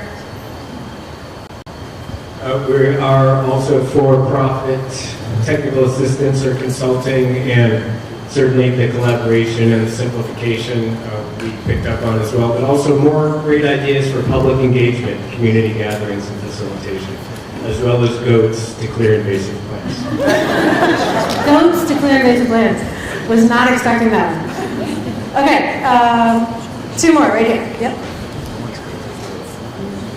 Hello. So we are government technical assistance, and we support everything that you guys said. And we feel that we need more staff, both regional and state staff, decentralized, that can be able to provide the technical assistance and have time for collaboration that everyone's seeking. And so it's about centralization of information, but decentralization of that technical assistance and supporting folks. Okay, last one. We are also government TA, and we landed on our top wish of building some systems and resources and processes around multi-town or multi-community shared services and capacity, and I feel like that would be a action. Perfect. Thank you all. Thank you for bringing the microphone around. We didn't get to you. You get to go first in our next report, we promise. All right, those are some amazing wishes, and I hope you all are taking really good notes, because now we transition to the to-dos. This is where you're going to spend the next half hour thinking about what your group or role or entity can do to either address your own challenges, boost your own capacity, fulfill some of the wishes you just heard, or address challenges that you heard in the TA system, overall capacity. You can think really small, you can think big, but I would encourage you to be if you can. And be reasonable about what is in your control. You don't necessarily have to put things where you have all the money in hand today and you can go out and make it happen. It'll help. You might need some resources, but focus on things that are within your power and that are reasonable for a group of RPCs and RDCs to do. State government TA providers or medium-sized towns, things like that. Does that feel doable? Do you all feel like there's a ton of stuff you can just do right now? Or is this daunting? Because we wanted to see a couple ideas for you. If this feels a little daunting, and you're what to do already, we'd love to give you a couple examples, and we have been standing by to do that. Maya, do you want to bring up Sarah and Matt and find out what ideas they would share? Yes, thank you, Rebecca. I would love to. Sarah, can you tell us something that you've done as a government leader to improve the TA system? Sure, thanks. And for folks who I have not met before, my name is Sarah Waring. I serve as the Executive Director of the Northern Border Regional Commission. In my last job with USDA Rural Development, after the floods in 2023, we were able to access disaster assistance funds and move some extra money, really, directly to one of those organizations that many of you called out, the League of Cities and Towns, to support municipal technical assistance with a couple new positions, and that's Marguerite's position and Kathleen's position, really working directly on some of those TA things like finance that haven't necessarily been a deep skill set in many small towns before. So that was one we got a chance to do. Two that we are thinking about doing now in this role that I have with Northern Borders. One is that you have to apply to a lot of things to get your project done. You have to apply to like 5 or 6 or 10 different funders. And one of the things I've always dreamed about is whether or not we can create an opt-in box on your application where you give us permission as funders to share our application with other funders. And we're going to try to pilot that coming up in this next program year. So that's one that we're aiming to try to do. And the other one that's really challenging for a lot of folks is when you have different types of funders in an infrastructure project, you end up with 3 or 4 different versions of the NEPA process that you have to follow through and manage with different agencies.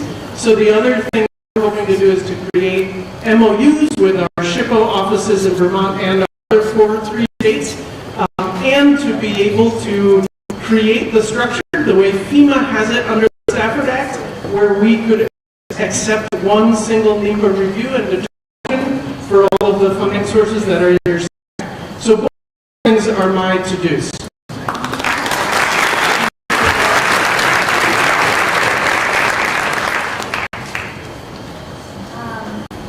Hi, Matt. I have a question for you as well.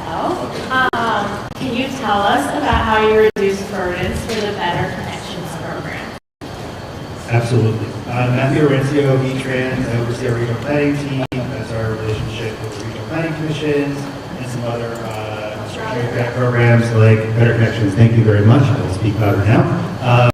And so nothing auspicious in terms of the changes that we made, but nonetheless very helpful. The first and foremost is that Better Connections was previously on a biannual cycle, whereas for our program we think on an annual cycle. Municipalities often think on an annual cycle. So if everybody's thinking annually, why are we doing it biannually? And then it's even more harder to track when it's available. So we moved into an annual cycle as opposed to a biannual cycle. So that was one that was really helpful. And this is a sidebar. Faith Dahl, who's not here today, who now oversees the Better Connections program, laid it out for me, envisioning the program as a circle as opposed to a timeline moving forward. And just thinking about the cyclical nature of our programs as a circle as opposed to a line was really helpful. I don't know if I share that because it's just mind-blowing for me. The second is the application process itself. The application was very long. It had accrued throughout the years different priorities from different programs. 3 agencies are involved in this, asking all different questions. And so just to kind of sit down and ask the question of why are we asking these specific questions and assessing if there were duplicate questions, some of them there were indeed, and some were scored, some were not. Folks were filling out a lot, so just chopping off a few questions that specifically were difficult was really helpful. And finally, if you tell the people what you want, you'll get it. And so in the application itself, we asked a series of questions about visions, for example. Better Connections is transportation, economic development, and clean water. But if you say to the community, hey, we need a clean water project, they'll say, well, what is a clean water project? So, giving them 4 categories of different types of projects as opposed to just saying, give us your best guess was really great. So I guess that goes in the box of just providing some parameters and giving some common vocabulary for what we mean, what we say, what they want. And so, again, I stand on the shoulders of giants because this was Faith, Natalie, and Jeff from ACCD, Hanley from AMR that cracked the code on this application process, and we're really excited to see how it's going to move forward in the future. So thank you very much for the time today.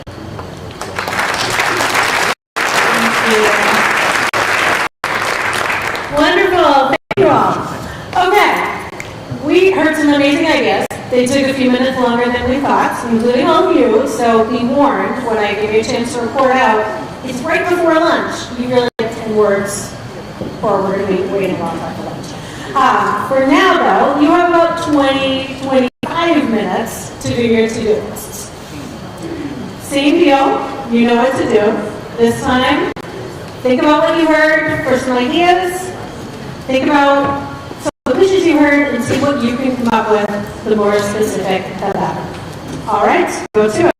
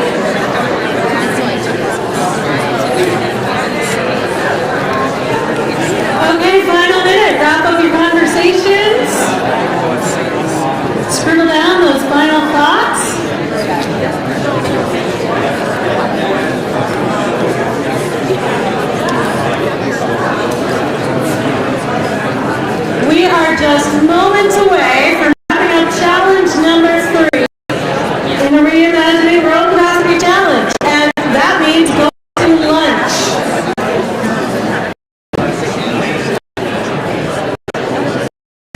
All right, we have Stella, who's going to start in the back this time. We really want to hear, especially many tables that did not get to share a wish.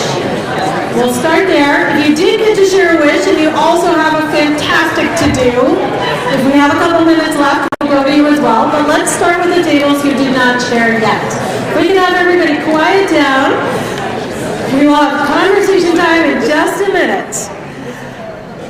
Let's start in the back corner. We didn't cover a lot of tables. Any tables over here have a to-do share truly in 10 words or less. Stella may pull that microphone away from you. Hi everybody, I'm Pat Bolton. I'm with the Flood Recovery Office. I'm going to stand up for this. Okay, fast order, right? Fast. State centralized services.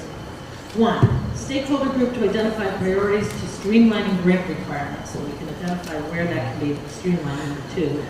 Increase statutory reserves on the state level and provide for flexibility of use, thinking disaster, quick money.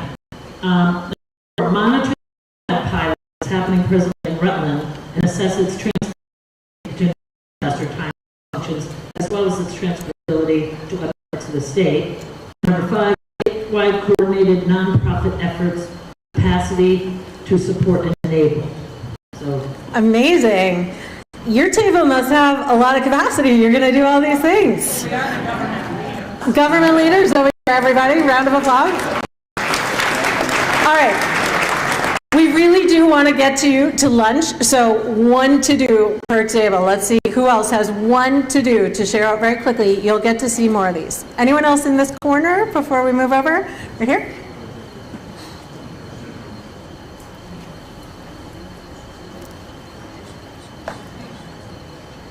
Hi, we are the Higher Ed University table, and our 1 to do is developing a working group or forum of leaders from higher ed who can think about coordinated support in the realm of girls. How can we work together as higher ed? Great. Other hands in this area? Perfect. Our 1 to do is going to be to advocate and lobby to the state legislature to at least fund one of the recommendations that comes out of the event today. Fabulous. Right. Okay, moving this way across the room. In the middle, especially if you've not reported out yet. And up here still?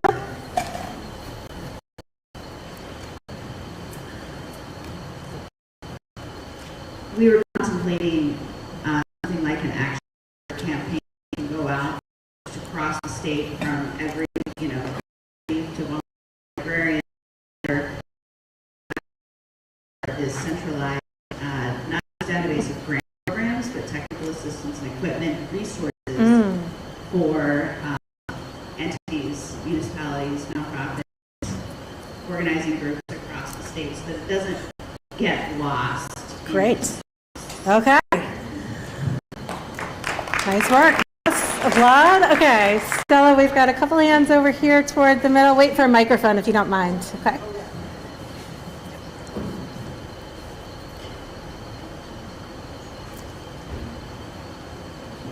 Hi, we are small towns. We are very small towns. We would like to seek technical assistance in how to transform our town needs into actionable items. Excellent. Okay. Oops, one right next door, Stella. Right before. Oh, okay, great. We are nonprofit TA, and we suggest building capacity for regional support by enhancing that which is already there, particularly around information and database sharing to make TA accessing a lot easier. Great. Okay, one last one before we break. Hi, going back to the advocacy comment, we also discussed quite a bit about how we can advocate within our towns to overcome division and to encourage more people to get involved in town government. Thank you. Excellent. Bravo.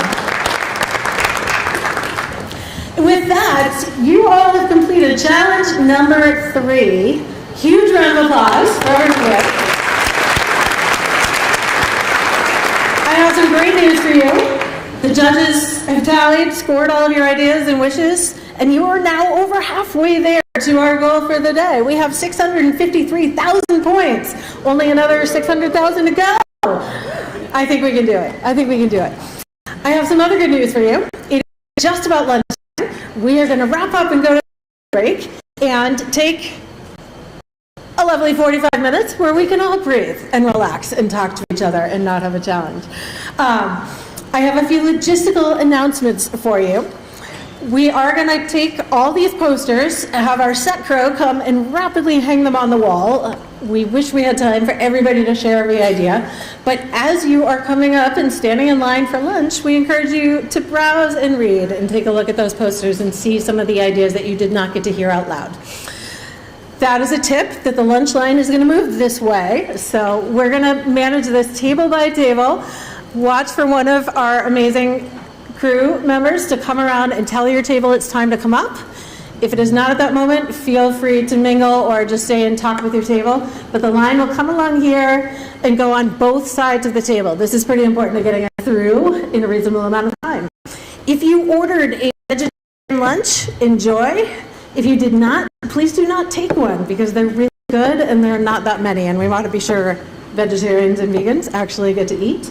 If you ordered a gluten-free lunch or had allergy restrictions, is that what you're trying to tell me, Michael? No, something different? Okay. We have those in a separate spot, so please come see somebody up here when it's your turn, and those are not on the main buffet line. I have one other important announcement. I heard that actually the Maple Hollow Road crew is hard at work today. This is somewhat unexpected, but they have decided to replace a sewer line right out in front of the driveway where you all came in. And that's wonderful that they found the capacity to do that. You're not actually locked in. If you do need to leave, you probably need to leave a different way. But that should be apparent to you. You'll just need to drive through the back of the campus to do that today. All right, so the afternoon, we have one more challenge ahead to see if you can score 600,000-ish points and win our grand prize for the day. We are going to totally mix it up. Brand new teams. We're going to dig into some of these amazing ideas, wishes, and to-dos that you shared. So be thinking about which of these you might want to spend some time fleshing out. With that, we'll break for lunch. Thank you all. Huge round of applause for the morning, and we'll see you in 45 minutes.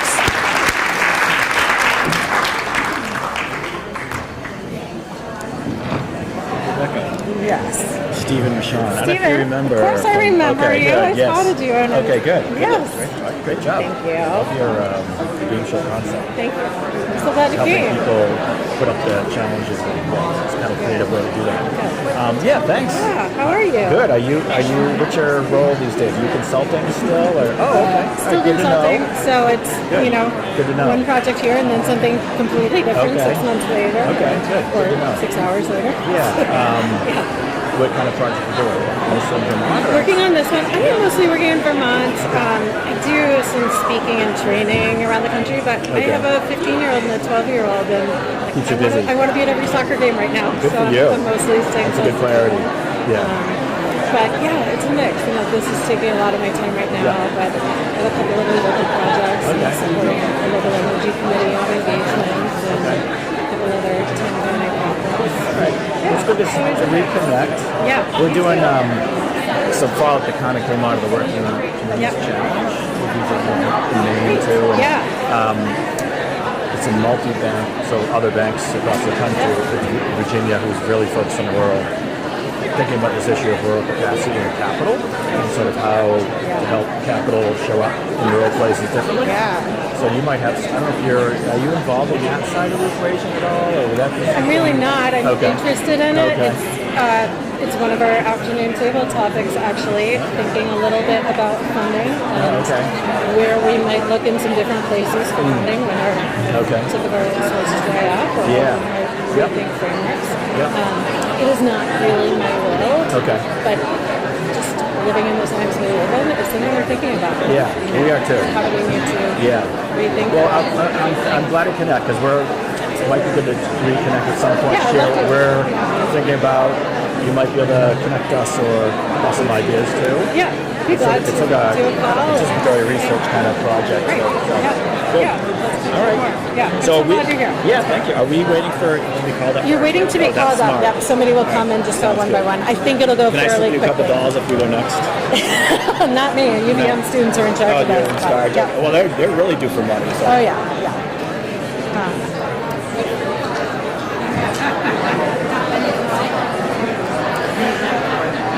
One more quick announcement to our steering committee members. If you were interested in joining us for a quick huddle to confirm our afternoon table topics, come find us in the back corner at 12:30 and see if you can take a look at the wishes and to-dos before that. Totally optional.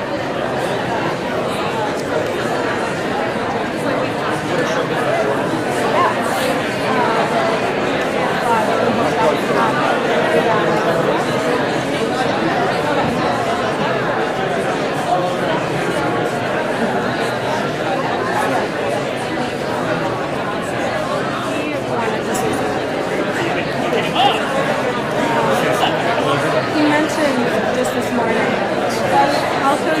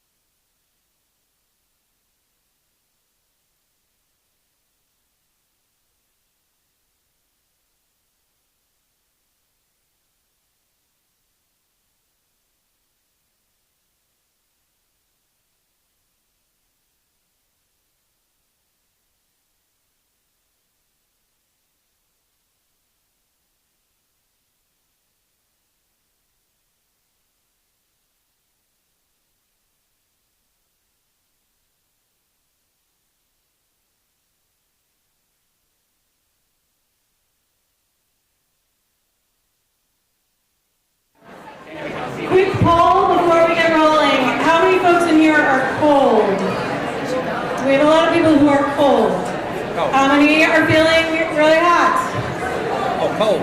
Anybody just right? Okay. We are aware that the temperature is a little cold. Hopefully you all brought sweaters. Do we have any TA providers in the room who know heating systems really well? No. Okay. Well, we may be huddling for warmth. We have put in a call to see if ETSU can help us with that, but we may just be cold. Okay, last call, grab a seat before we start again. Counting down from our commercial break, 3, 2, 1, and we are back live with the second half of the Reimagining World Capacity Challenge. We have one big challenge left to go today. We are going to mix it up completely, throw you all onto some new teams, and see if we can meet our goal and totally reimagine this system and come up with some great solutions by the end of the day.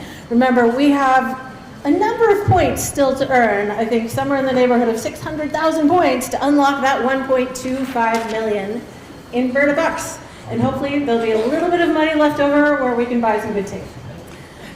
So, we invite you to continue eating, enjoy yourselves, relax for a few more minutes.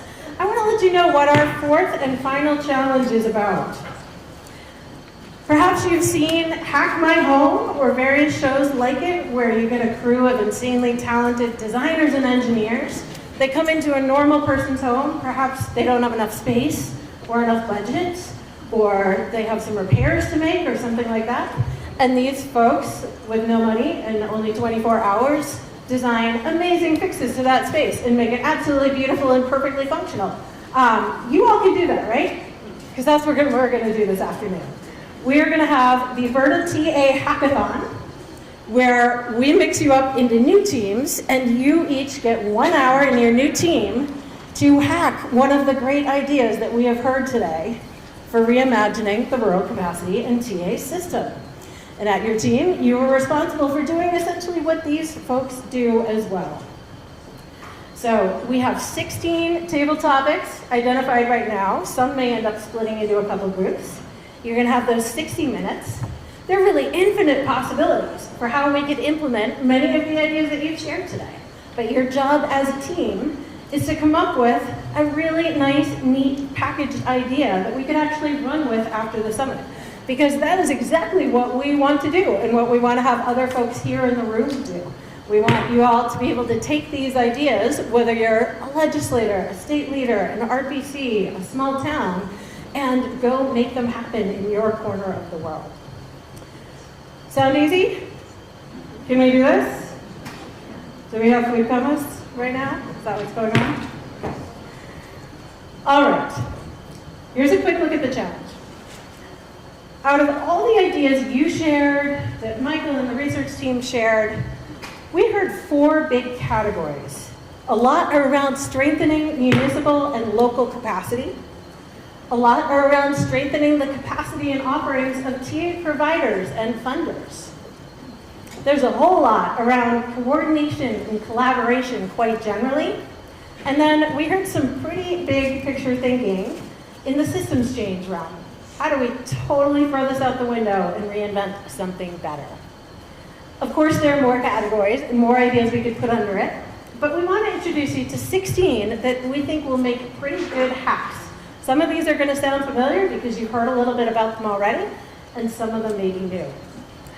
We gave you some menus on your tables. There's not one for everyone, but hopefully enough that you can follow along. These have the 16 table topics that we are about to introduce to you. And I encourage you to follow along really closely, because after we walk through them and share a few stories and examples of what these can look like, we're going to ask everybody to pick one where you want to spend the afternoon, and we're going to play a giant game of musical tables and get up and switch and go to those new ones. So please be thinking about maybe your top choice and maybe a backup choice if you go to a table and find that it is really full.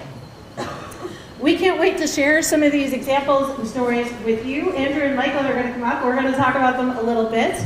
And we also have Faith, who's going to be standing by with a few other folks in the room to tell us little details and their stories of implementing a few of these ideas as we go. So, Everybody ready to hear some of the great stories and solutions that we're going to dig into this afternoon? Yeah, we really need that tape. Okay. Number one, in the municipal and local capacity bucket, shared services and resources. We heard a few of you mention this. This can again be implemented in many ways, but throughout the research, we heard a lot about the idea of municipalities being able to share staff positions, equipment, or something else. Anything you want to toss in on that? Besides the example that you can see on the screen about like a shared energy coordinator, these can be like the shared zoning administrator, shared finance professionals, so on and so forth, of some of those core services being able to share across multiple municipalities. And this is a great example up on the screen that Two Rivers Ottauquechee Regional Commission is implementing already, having a shared energy coordinator who is funded by multiple towns and serves those multiple towns, since not many of our towns probably are going to hire their own energy coordinators. You're going to sense a theme within the municipal capacity bucket. There are multiple different ways we could expand municipal capacity. It might be sharing positions. Maybe instead, it's actually just expanding services and offerings that are available to municipalities, not that they have to host themselves.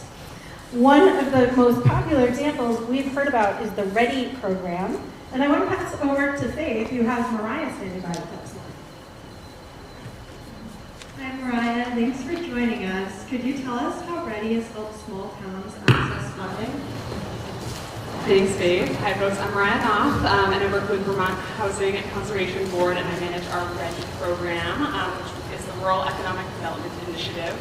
We like to say it's a small but mighty program at VHCB, and our work is to support small communities all across the state by providing small grants for professional technical assistance to help them be able to apply for or access major funding sources to accomplish their community development projects.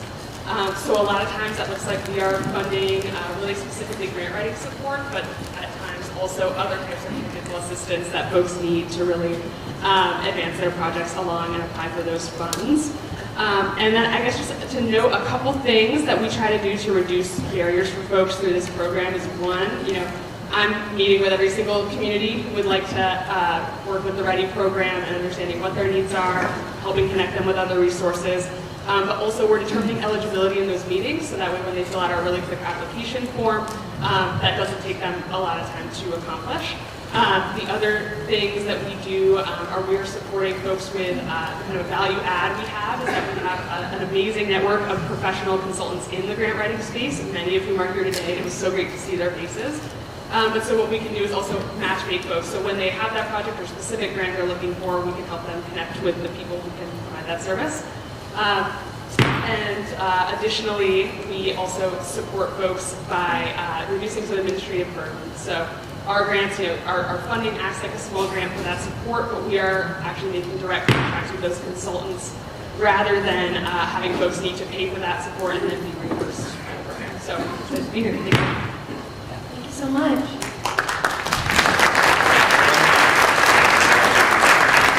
Great example. So lots of different ways we could expand services available to providers. A simple one could be saying READY is a great model. Let's expand that itself, or maybe exploring the digital.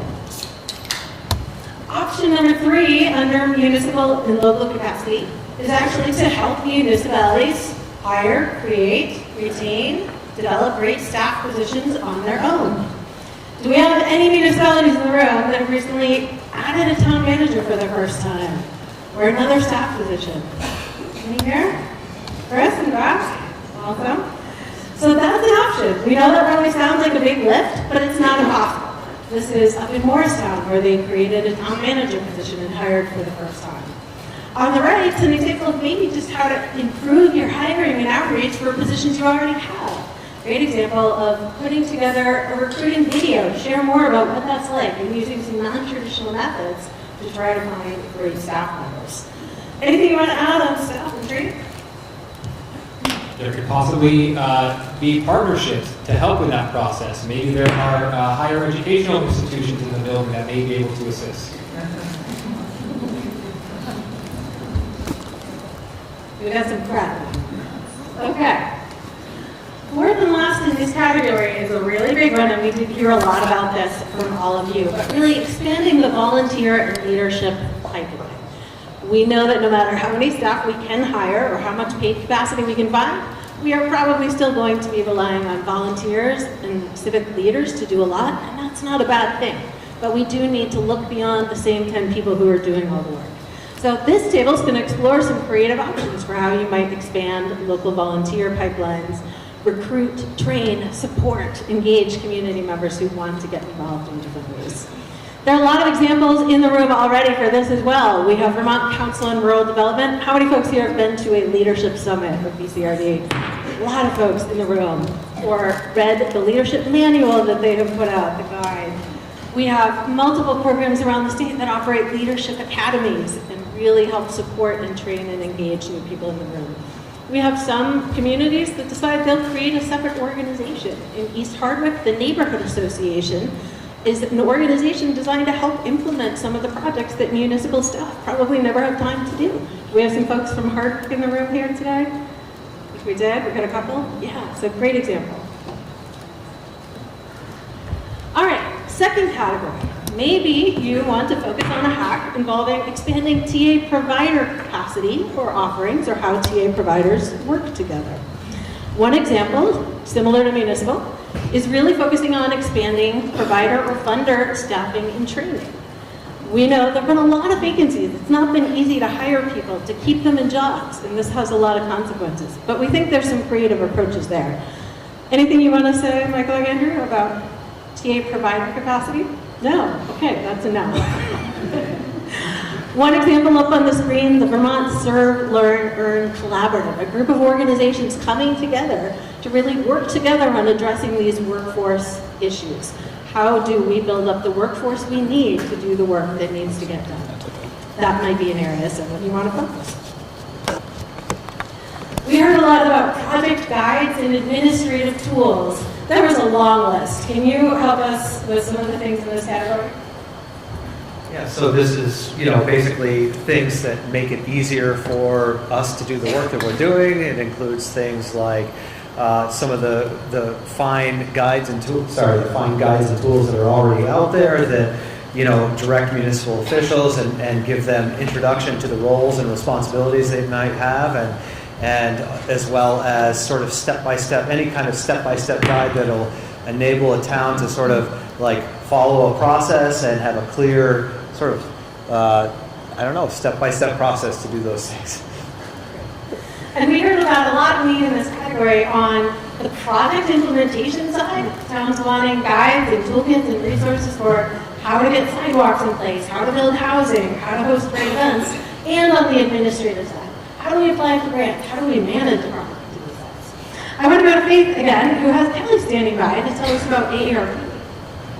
Thank you. Hi, Kelly. Could you tell us about AARP's project guides to help local leaders? Hi, everyone. Kelly Stoddard-Core with AARP. So our mission at AARP is to improve the quality of life for all as we age, and a big part of how we do that is to support communities to be age-friendly, livable places so that older adults can thrive and age in place. So we've got a number of different project guides and toolkits that we've created over the years in our livable community publications online. And so in the transportation space, we have walk and bike audit toolkits. So they're how-to guides to be able to do a walk audit in your community or a bike audit. We also have a complete streets guide as well, designed for communities. And then for public spaces, we have a gardening guide, so how to set up community gardens in your community. Pop-up demonstration projects, so if you are looking at changing a public space temporarily. You can see the DIY cookbook up there as well. That's something that I created with Rebecca, and identifying needs that were out in the community. And then in the housing sector, we have a number of toolkits on ADUs, missing middle housing, and also zoning reform. If there are guides and resources that you need in your community, come see me and tell me if there's needs, because that's something that AARP feels really important to be able to invest in.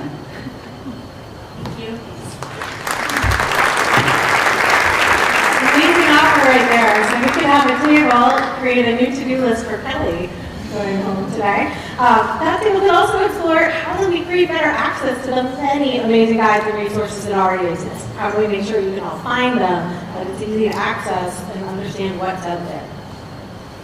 Another idea in this category is some coordination infrastructure for all of our TA providers and funders. Many of them in the room already meet and talk to each other fairly often. They collaborate. It's a really friendly bunch. But there's been a lot of discussion over the years about creating a formal TA provider and funder network so that they can actually get together, expand the loop, make sure no one's left out, and really talk together in a more systematic way about what's working and what's needed and how they can improve the system together. Another small idea tapped on is just making a directory. So there's one place where everybody can find out who's out there, what they offer, and what the resources are, instead of having to learn. Last in this category is additional state agency coordination. This is a big high-level idea. There are a lot of possibilities for what this could look like and how it could be done. But we heard a lot about the importance of getting state agencies to work and talk together and how valuable it is when they do. Do you have anything to add on this category? Yeah, thank you. So with the state agencies, they do that collaboration when there's some incentive behind it. If there's a program that incentivizes them to sit down at the table together, they're able to do that and work together and combine those resources for whatever the outcome is that they want. One of the challenges around that we heard about was that sometimes the collaboration happens at one level and it doesn't necessarily always sort of like trickle down to the implementation staff that are doing the work. And so are there ways where, that state agency collaboration is implemented more holistically across the organizations? Great. Matthew told you a little bit before break about the Better Connections program and how they have helped to really think through their processes and make it easier for applicants, but it's actually a great example of collaboration too. When you get a funder from the Agency of Transportation and Department of Housing and Community Development pooling resources and working together on projects. Third category, coordination, collaboration, communication.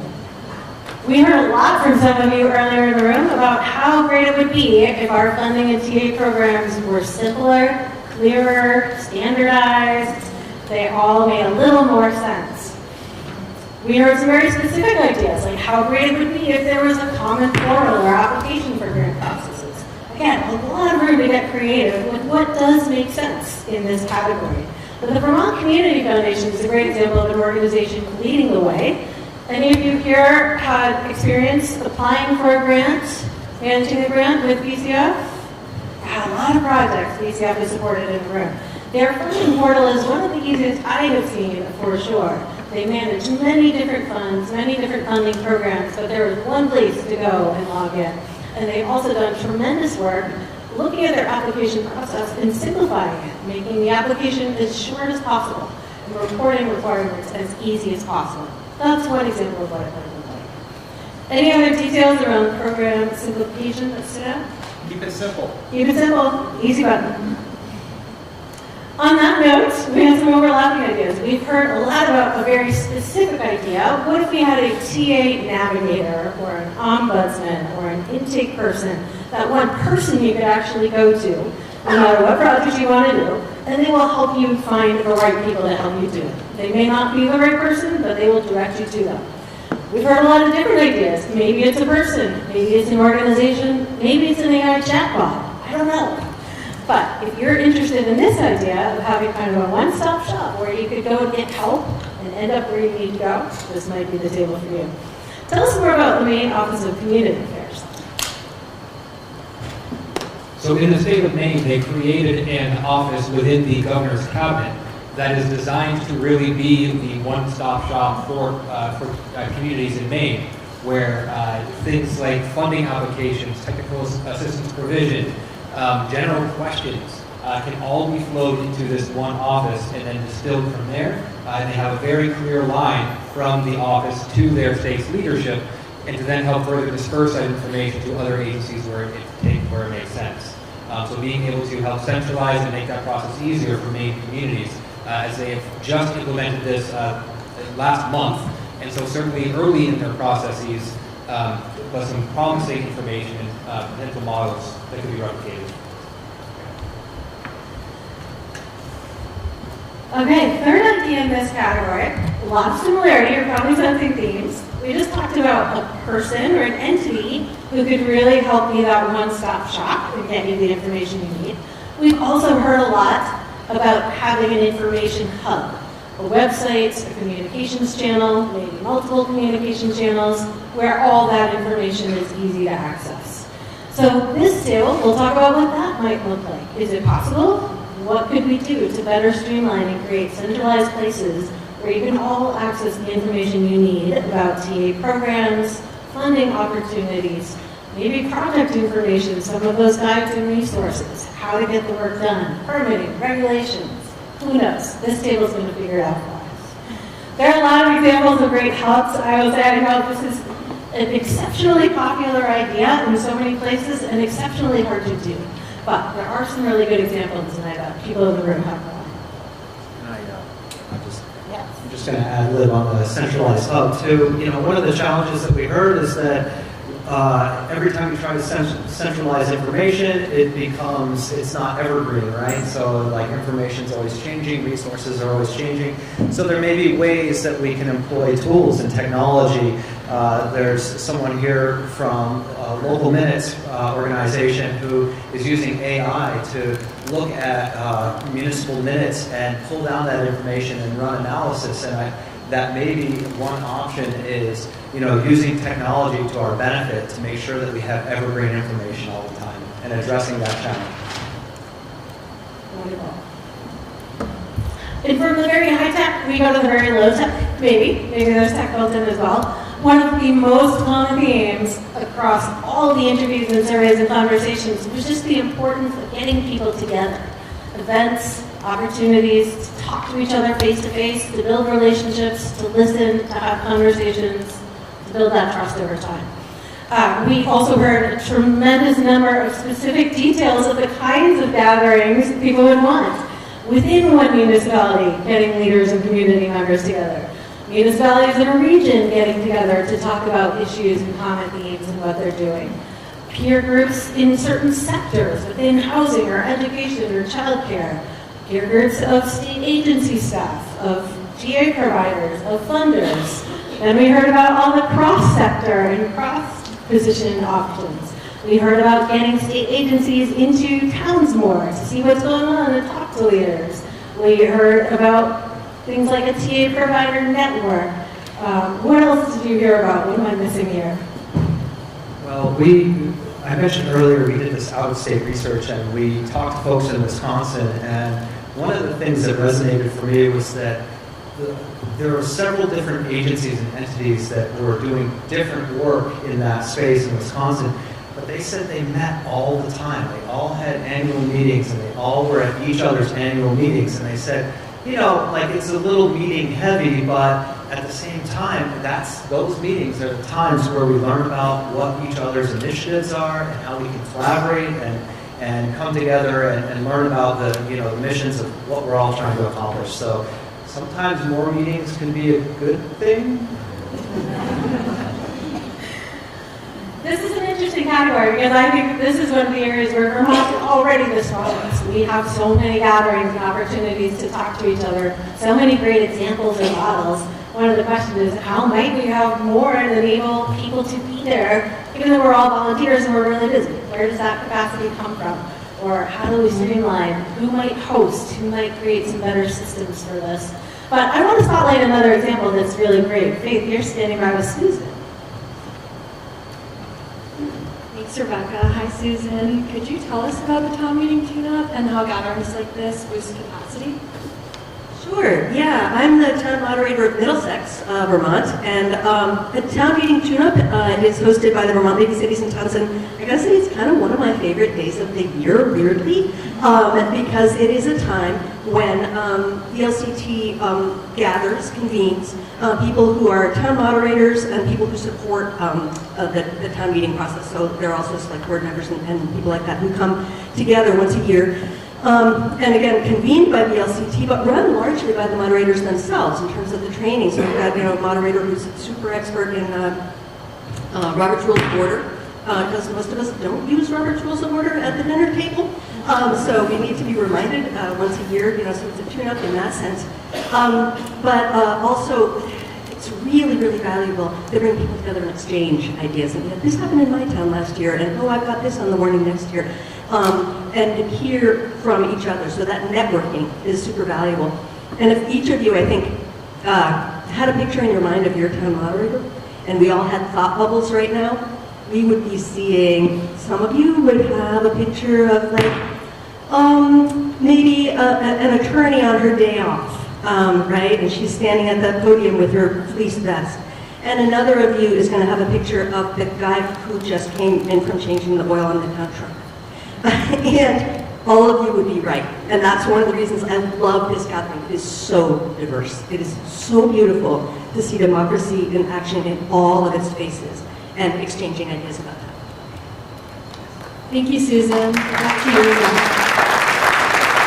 Thank you. So, tons of possibilities. If you're hearing that and you're inspired, which I know I am, maybe you're thinking, how do we have that for every little board position or elected official position? Great questions this group can think about. Fourth category. You all still with us on all these ideas?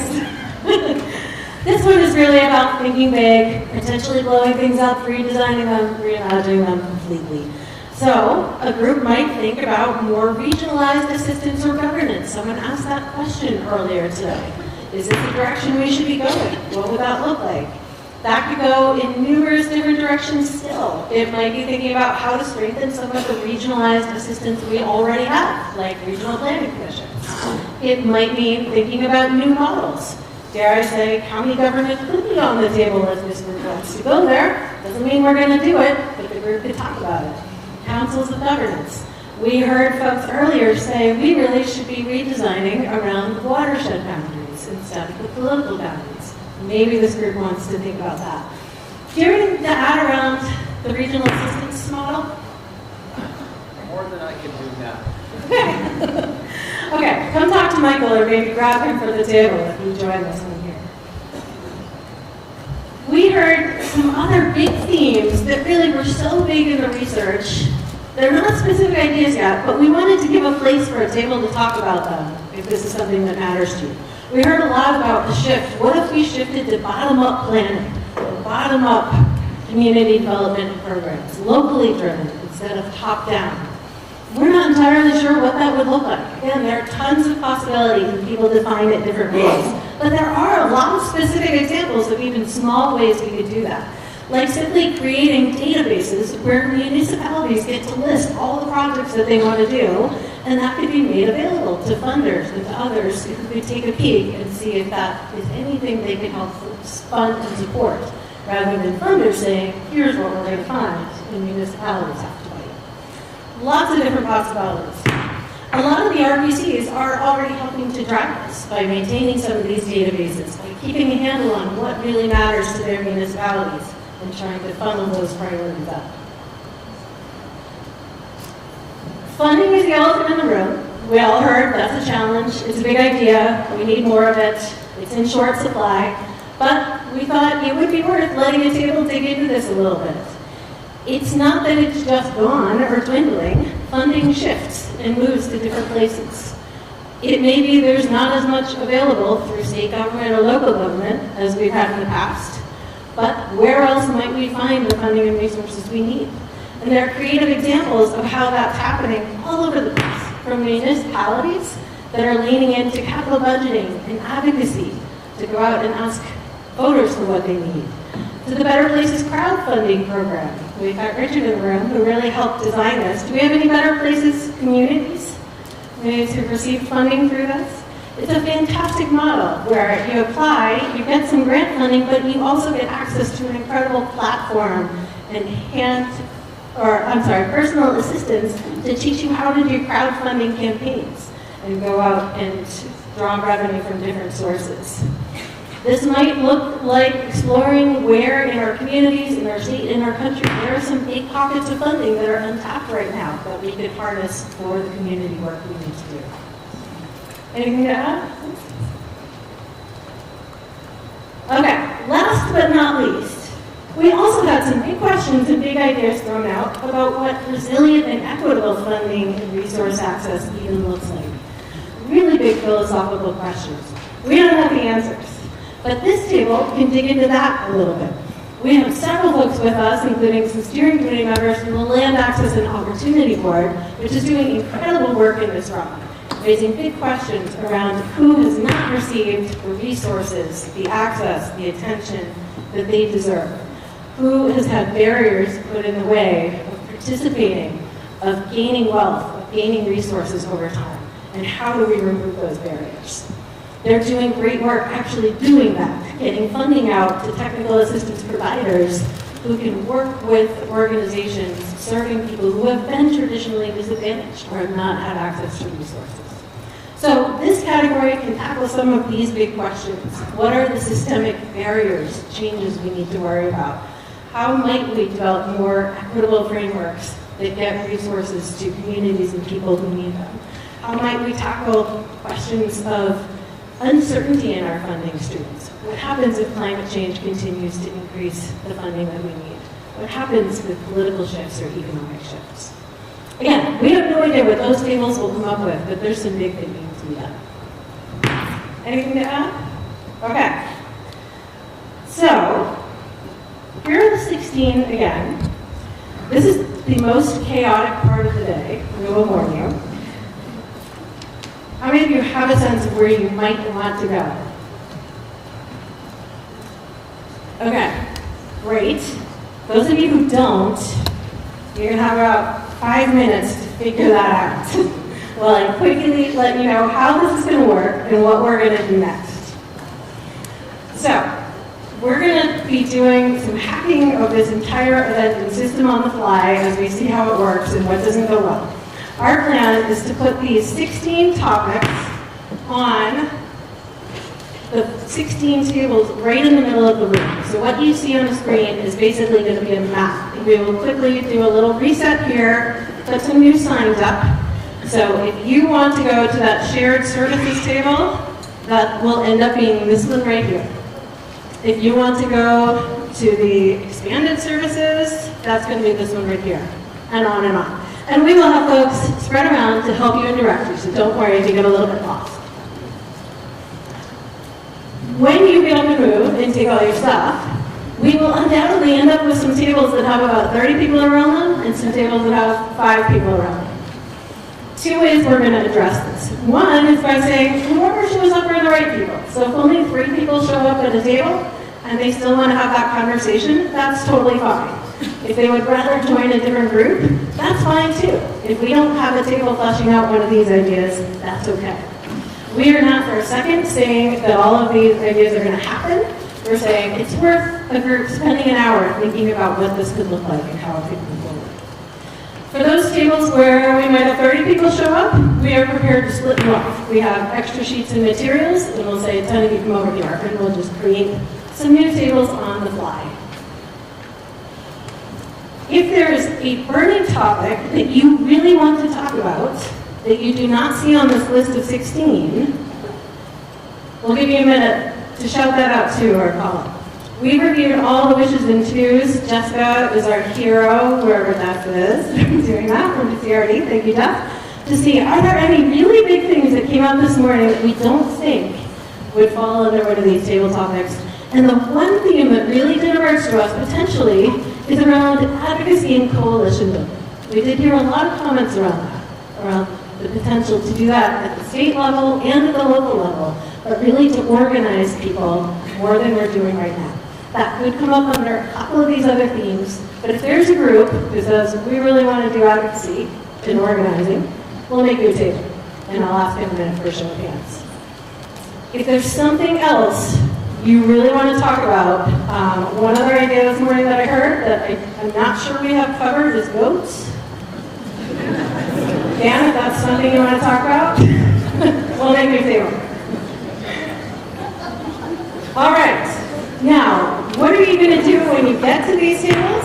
I already told you this is the Verda Hackathon. You're going to have 60 minutes at your tables. We're going to give you a one-page brief this time. It kind of has a summary of a lot of what we've heard through the surveys and the focus groups and the interviews.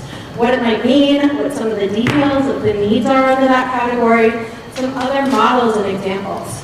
So your table can look at that as a reference. We're going to ask you or suggest that your table follow a similar process for the morning. So pause, introduce yourselves around the circle as everybody's getting settled. Spend a few minutes reading that brief or covering it together, make sure everyone has an understanding of the topic. And then spend about 10 minutes doing that brainstorming again. So you might take some more sticky notes, everybody individually write down what's bubbling up for you, what you think the best ideas are, and then try to group them and see together where your energy lies. We're going to give you a new poster, and this time you're going to have two sides, but we're really focusing on action. I know you can't read all the headings here, but this is essentially what will make a pitch deck for you, a very analog version of a pitch deck. So if you watch Shark Tank, the final portion of this story is before we adjourn today, we're going to have you all come up and have about 60 seconds to pitch your best idea here. And then we're going to vote before we leave and see which ideas have the most energy. So your job as a table is to come up with a nice, neat package of an idea. Even if your topic is really, really squishy. It might be a pilot program. It might be a policy. It might be a study. It might be something else. But put some meat on it so that when we leave the room today, there's something that could actually be implemented. I'll walk you through another quick example. So, in my shoes, I'm thinking you all have been here for a while already. It's a long day. Everybody's pretty tired. This is a hard task, but we really need some good ideas. And I really specifically want to make sure we come out with like at least 5 really great ideas for municipalities and 10 ideas for our TA providers. That's arbitrary, but it feels pretty good. So, if I was at a table with other facilitators trying to think about how we get you all over the food coma and build some energy again for the afternoon, we might brainstorm and say, maybe we give them treats, maybe cookies, maybe we go and have naps, or maybe we just give up and go home. So start clustering those ideas, see what's bubbling up, and then your table's job is to choose an approach. And I hope you won't go home. I would say, let's go for cookies.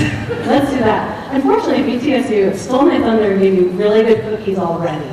But I might say, let's turn cookies into bribes.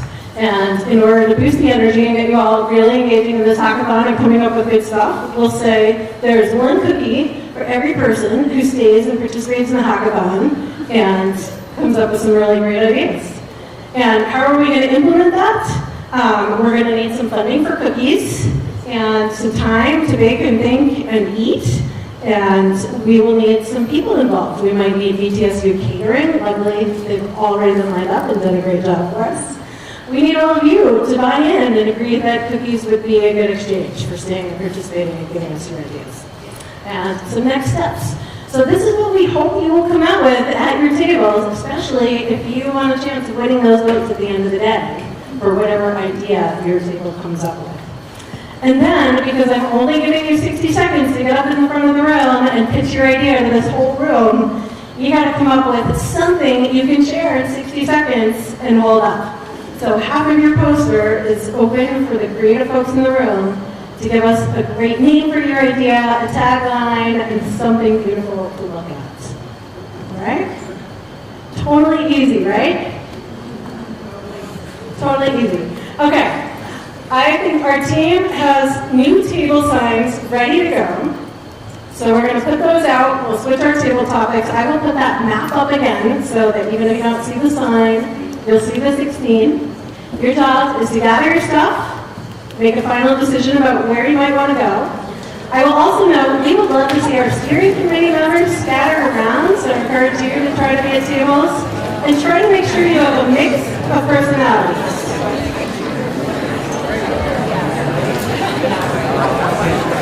So I got shared services on that corner, expanded services right up to here.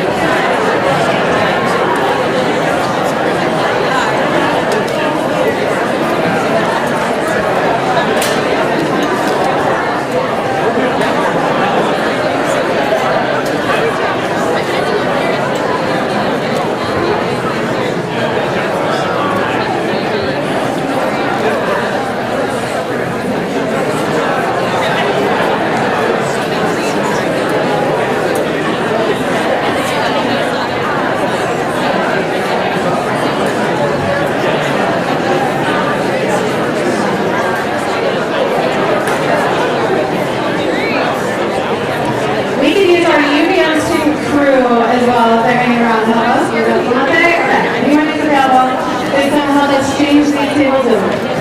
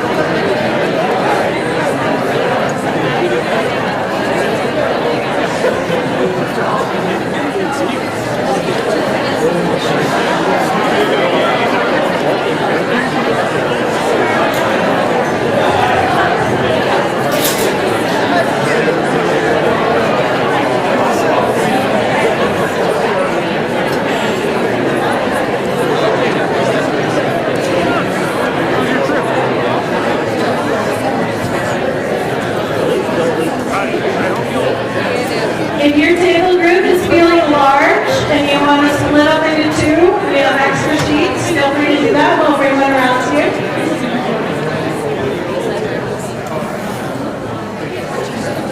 If you are feeling lonely at your table and do not have a lot of company, feel free to decide to join a different table.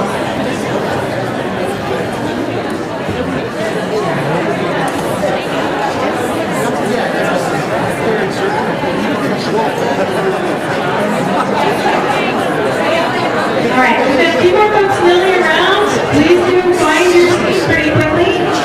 It is 1:45. You have exactly 60 minutes on the clock.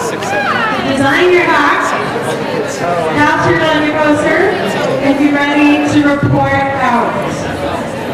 Ready, set, go.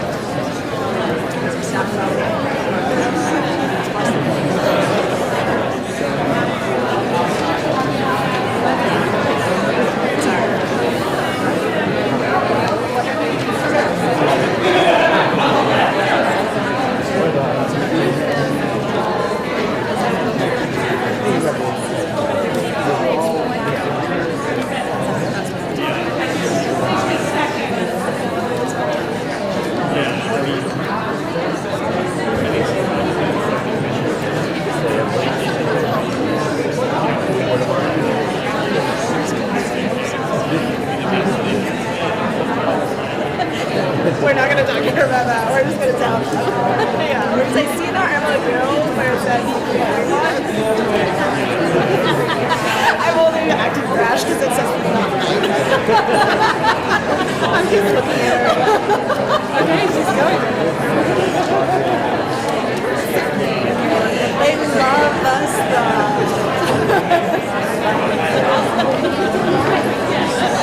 We are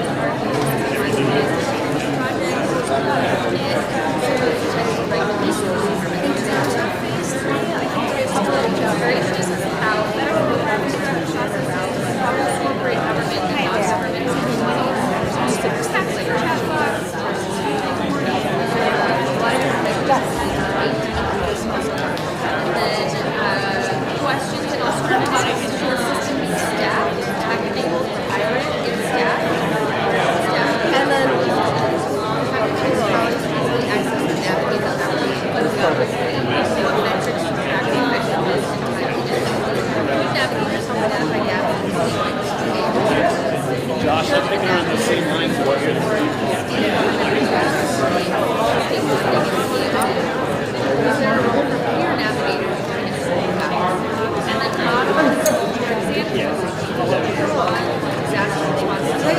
Yeah, no, it's keep track. Like, we all sit around the table and make these. You know, I have my like pet project now. It's connecting municipalities with the New York Local Government Services Portal is super municipal share. One stop and how can we be short of state hospital and really I know, I'm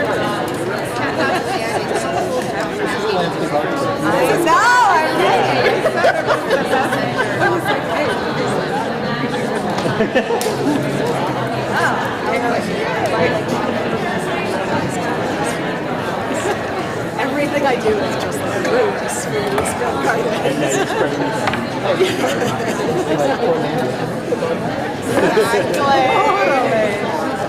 That's what I want home to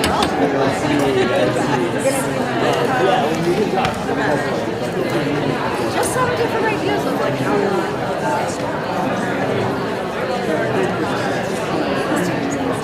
outline is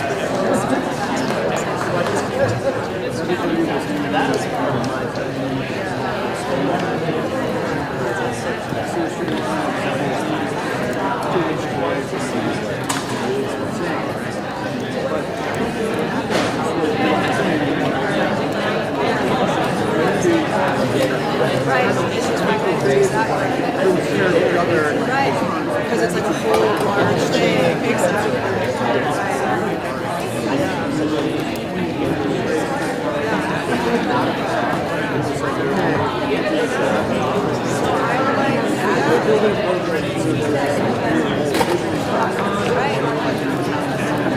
Everybody got together.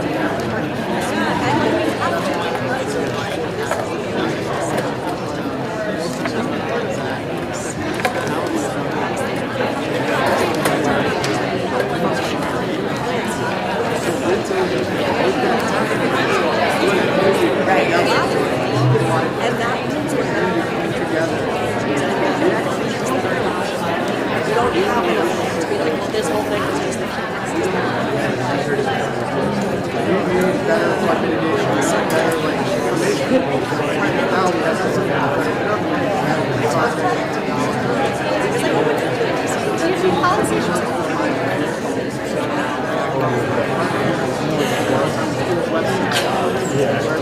she's very cool.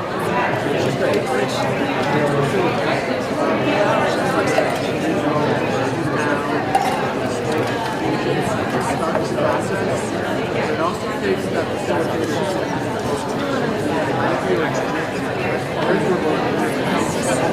say like here are three options. You're only going to get three options. If she says what you got, what do you want?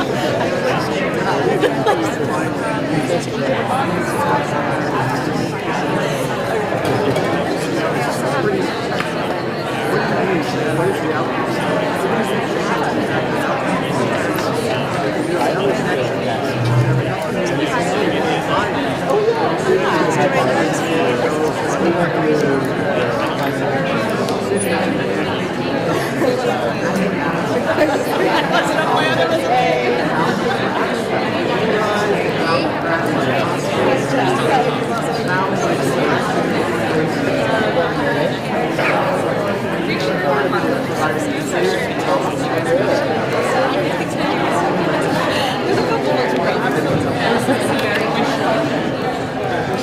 Quick time check, you are 15 minutes in, 45 minutes left. Your target end time, 2:45. You're struggling. No. Will be.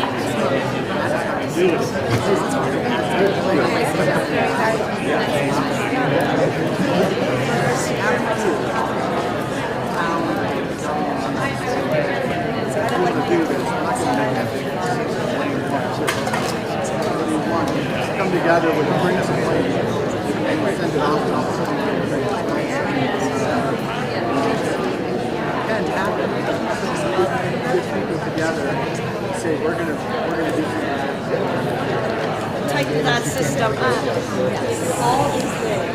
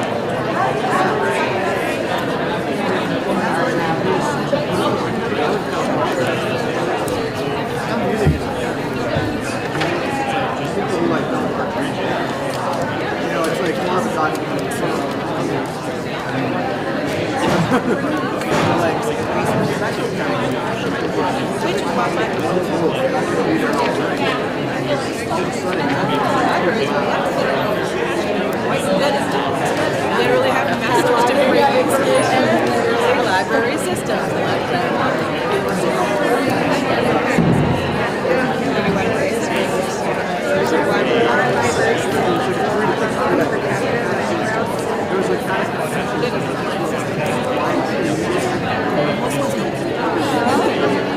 But they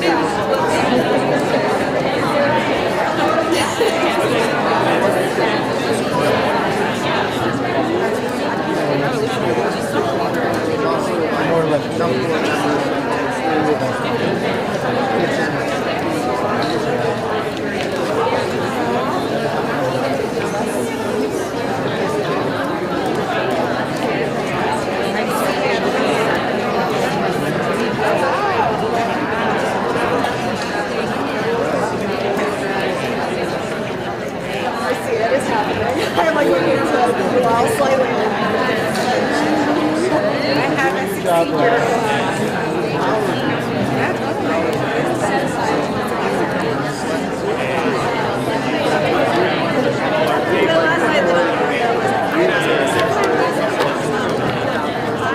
going to bed.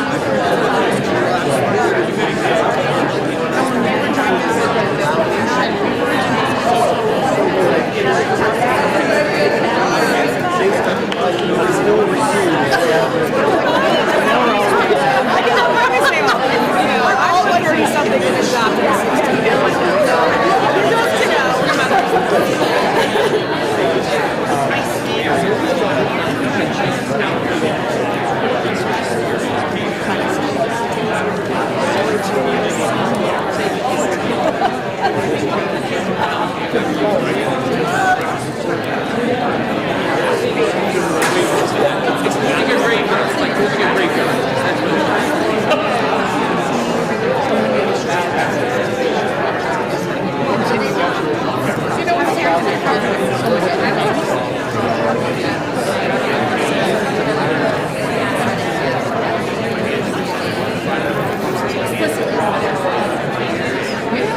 Twins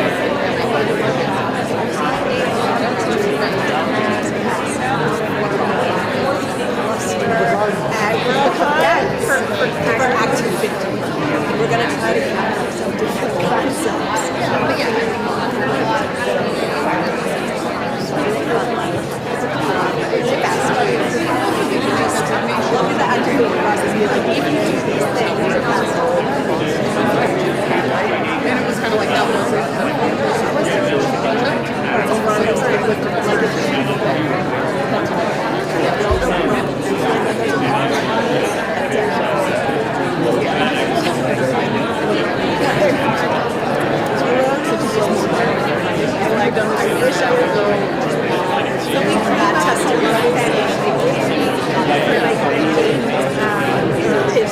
Is she the architect? That sounds good.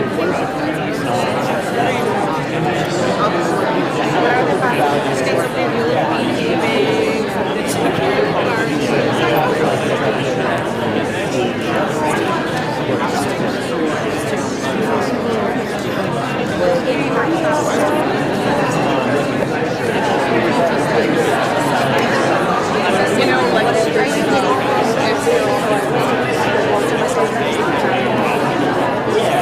is the land that I inherited and because my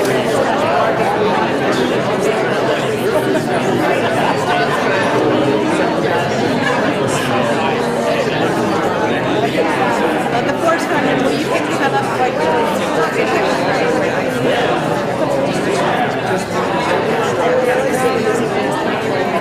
yeah, non-person. Some of the people in the room, like their houses, which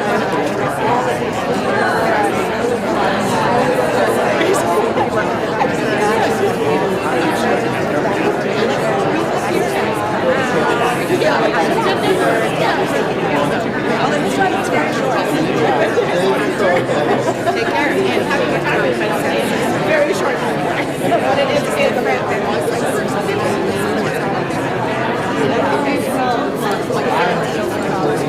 so I'm hoping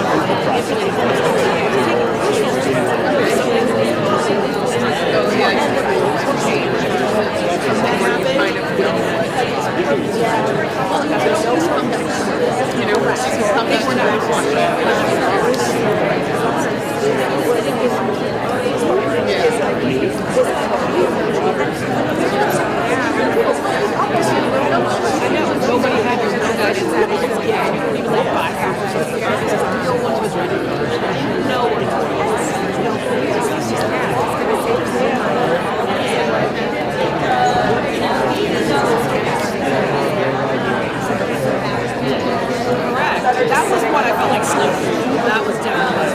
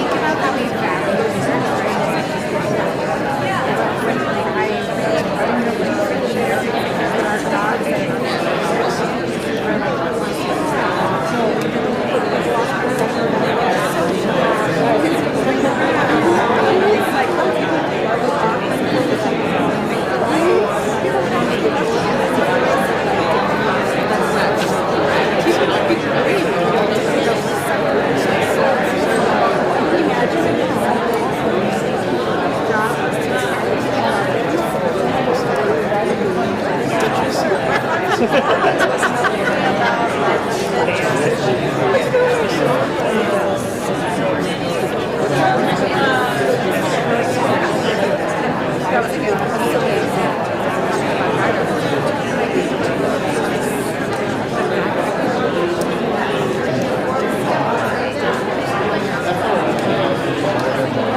and then we're gonna have to make our.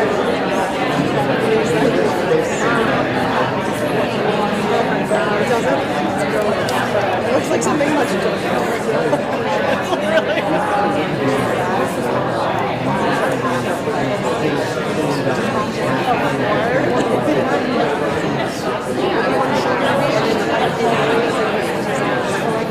They like get all saturated. The only way to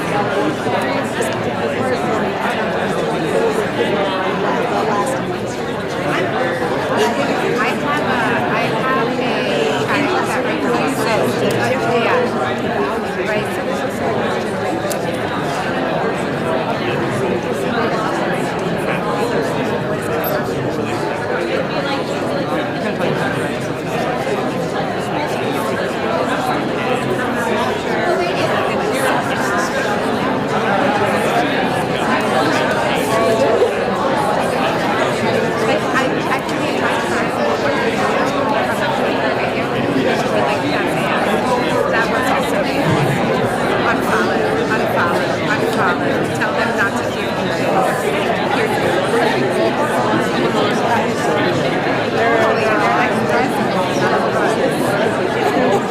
mine aren't.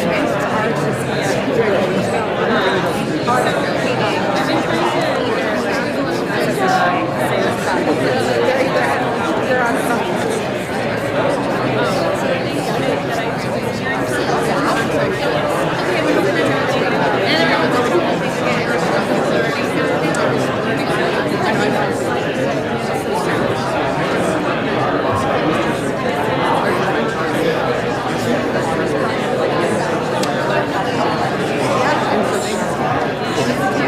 There's a lot of I was like something about like people who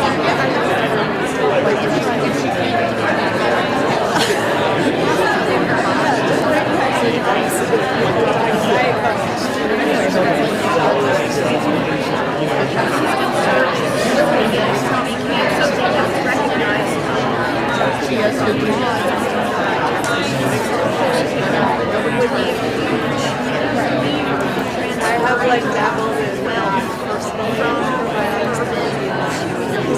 but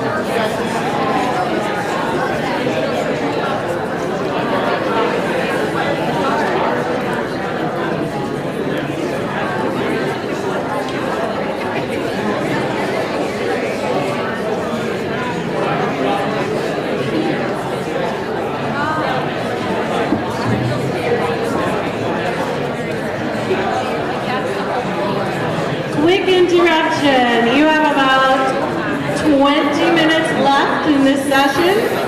20 minutes to get your idea nailed down, written down, and described, drawn out as creatively as you can so that you can sell it to everyone in the room.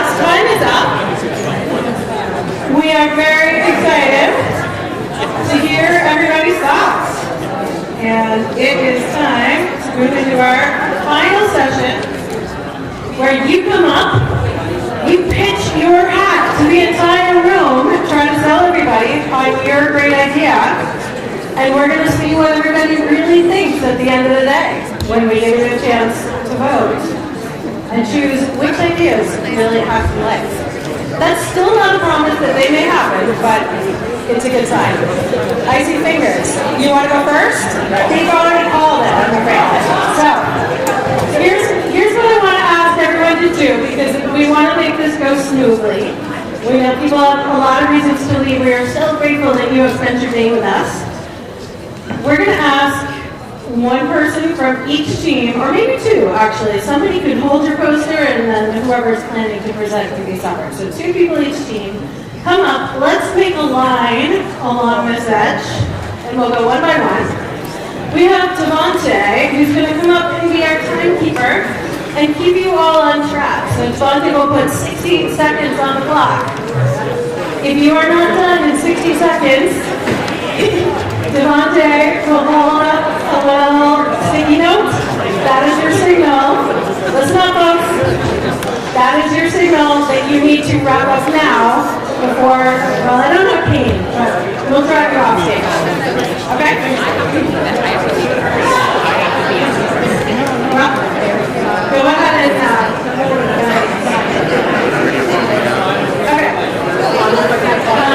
okay. Okay, everybody come up. This is Devontae. Devontae, raise your hand. He's going to be sitting right here. So speakers, watch Devontae. He will give you the signal. Totally. Okay, everybody come on up. We're going to get rolling. We have some folks who are first in line. Oh, sorry. Yep. Okay, we got a few people who need to leave early or are so excited to pitch their idea. Okay. And the lines are okay. Could we have some quiet in the room? We have 16 pitches. They will be very fast. But let's give everybody your loudest cheers and applause when they go, because I can tell we're going to have some amazing. Okay, are we ready? Tell us what your ideas is. So municipal staff retention and training, we're going to win, so you all sit down.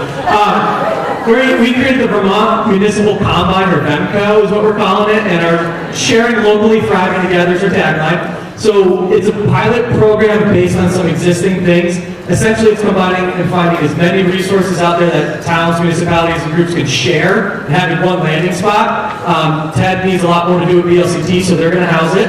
That's going to be run through that. One of the big things we talked about was a 3-year install process. Nicely, politely asking state legislature for $1 million. I know it's easy, they shelled out. But really what we want is, we were talking about things like shared jobs that you can do, listers, other items that you may have trouble getting staff for, retaining for, so sharing that along the way and having one kind of anchor point for that. We also talked about physical things such as, equipment, road work, things like that. So this would be one final place for all to house, all to share. And part of the implementation would be all of us getting together, kind of like we are now. Really? She's trying to get us out of here. We're going to get us off. Thank you. Take your posters back to your tables, actually. We're going to leave them on the tables. And when we're done with this, we will do our votes. All right, next up. All right, Misty Cincinnati. So our charge is state agency collaboration. So this will be housed in the Agency of Municipal Services, which will be run by Ted, because he's Ted's idea. And so, as you can see, it's a state agency navigation services. So it's a state agency navigator. So it is a navigator per region, or multiple navigators per region, that will play a part in helping not only municipalities, but TA providers navigate state agencies. Kind of that front door approach.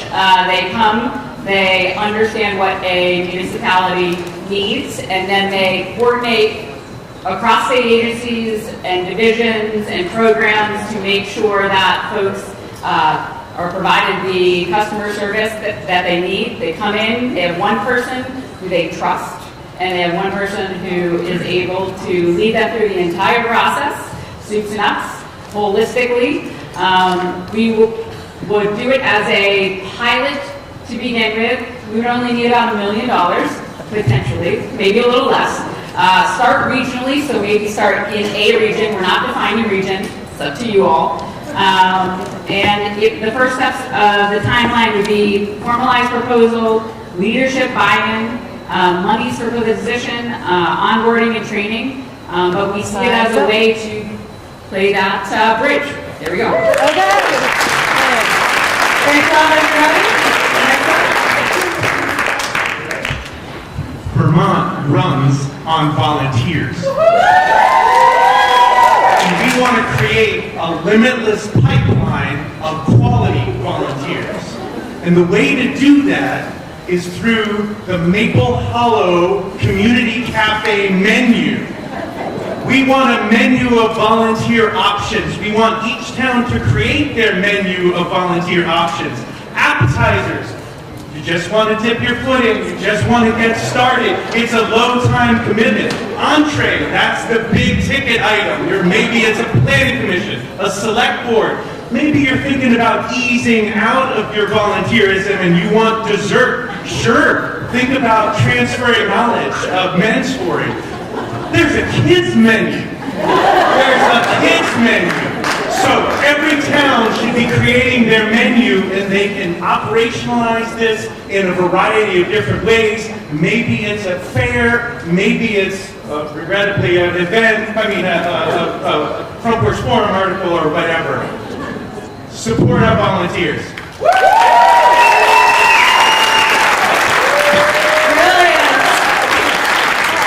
Hard act to follow. Okay, I can do it. Okay, ready? So we have the Vermont Shared Services Toolkit, Fix It Together. So we were doing shared services. So the idea is that we start with a pilot program. Yes, everyone pilot program. We didn't ask for $1 million, but we really should, because everyone else did. I'm telling you guys anyway. We're going to first create a toolkit that really helps towns explore what shared services look like, what we have to do, best practices, what are some options, what are some services that could be shared, equipment that could be shared. So explore the possibilities, bring it to your community so you feel comfortable for it. So when the need arises, your zoning administrator retires, now you're ready to do it without a fight. So basically, we would start with the toolkit creation to start the process. Then we would have a coordinator to have people call in when they're having trouble with the toolkit or need a little help or a little more advice. And then hopefully down the road, if the pilot is successful, we would hire coordinators regionally to be there to help people navigate through. We'd have a small mini grant that towns, okay, I'm done. Small mini grant to help explore the idea and then move it forward. Thought I could do it in 60 seconds. Okay.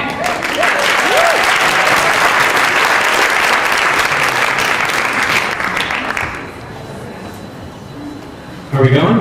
All right, I am so happy to introduce something that's going to make your municipal life so much better, the One-Stop Grant Shop. So this is all of your municipal state funding now in one place. This is going to cost about $1 million. This is going to take several years. We're going to start relatively small. I've been told this is a big deal. Each state agency will list on their website all of their grant opportunities for the coming year. So we'll begin with that, but eventually it'll be a single portal like grants.gov, but for Vermont state grants. So you log in, it remembers your information, it autofills with your town's population, with your mailing address, and then it sends the grant applications to the different agencies for which your project might have.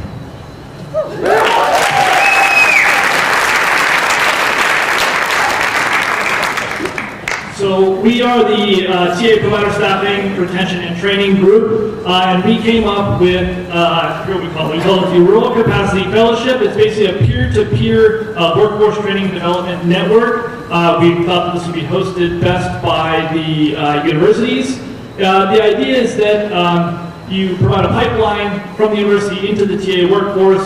You provide training amongst technical assistance providers, particularly amongst towns who have maybe someone doing it part-time, who can train each other. And then there's mentorship for those who've been a technical service provider for a long period of time, giving them a sense of career growth and helping with retention.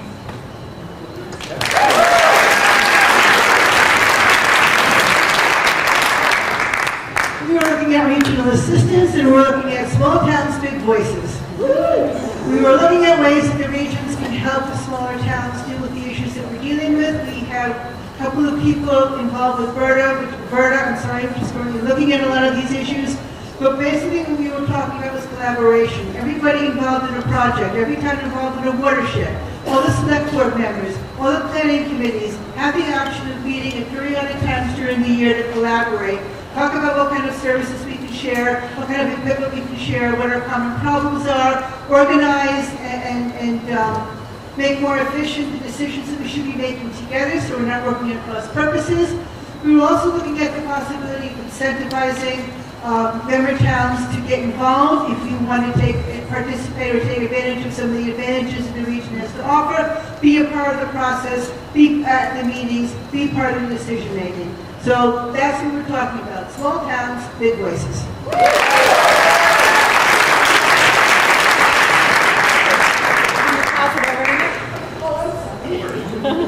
Thank you. We're from the Municipal Services Provision Table.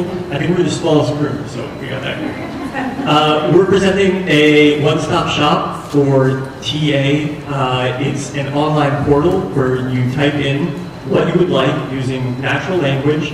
It runs down for you a flow chart of here's how you get from A to B, here's how you do it, here's who you should talk to, here's a list of resources, and on the back end there are employees and TA workers who can help you get across the line and help you find the right funding and make sure that you're doing it the correct way.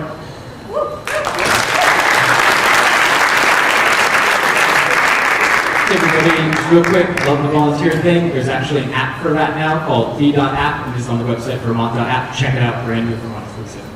Okay, so we are the Resilient Funding team, and we were charged with coming up with a policy, a philosophy, or a philanthropic approach to funding, and we really leaned into the philosophy element. One thing that's really amazing about Vermont is though, even though we disagree on a lot of things, we are all in on nature here, which is wonderful and beautiful. And that's a platform that we can use for storytelling that can start to drive us towards a shared narrative, which can then be used to enhance fundraising efforts across the board, enhance local investments, as well as for policy. Although I do want to say that in addition to this policy, we have to remember that it's those local voices that are going to come out and that are going to drive that change immediately in their backyards, and those are really, really important too.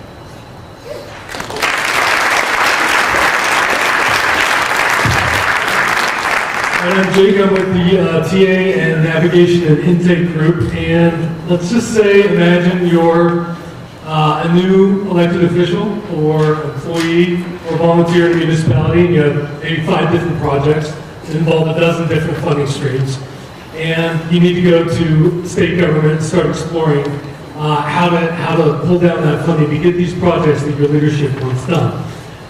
What if one day you could just go to one person who is assigned in your region and supported by a central state office to access a suite of different funding.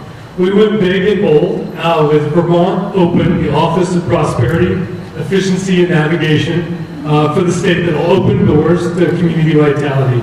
It would be a platform and include an advisory network of people, a network of providers and funders throughout the state, working with state government to make it easier to get municipal projects done. We expect to be an over $10 million project, take legislation, and it's big and bold for IT, for public administration, for better communication, and for continuous learning. A lot of data collection and improvement, and have a platform for the communication between municipalities and state government.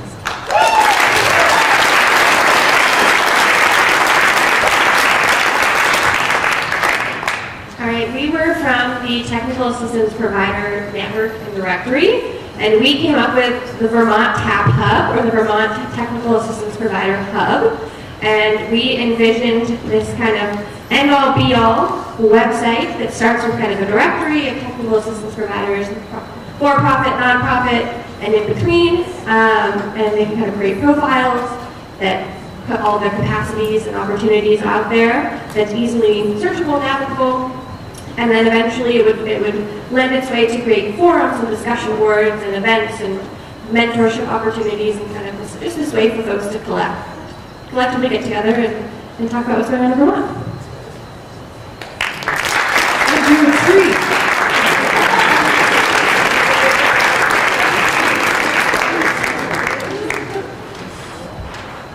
All right, we present to you the Vermont Funding Hub, which is your one-stop source for locating funding, TA services, and other assistance. This will be a web portal for those a web portal to connect those seeking funding and assistance with those who provide it. Users looking for services can filter their searches by sector, size, type of project, and more. They're then provided with a list of options that best fit their needs. This will reduce administrative time for parties on both sides of the transaction, increase equity, and overall reduce labor and costs for the entire ecosystem.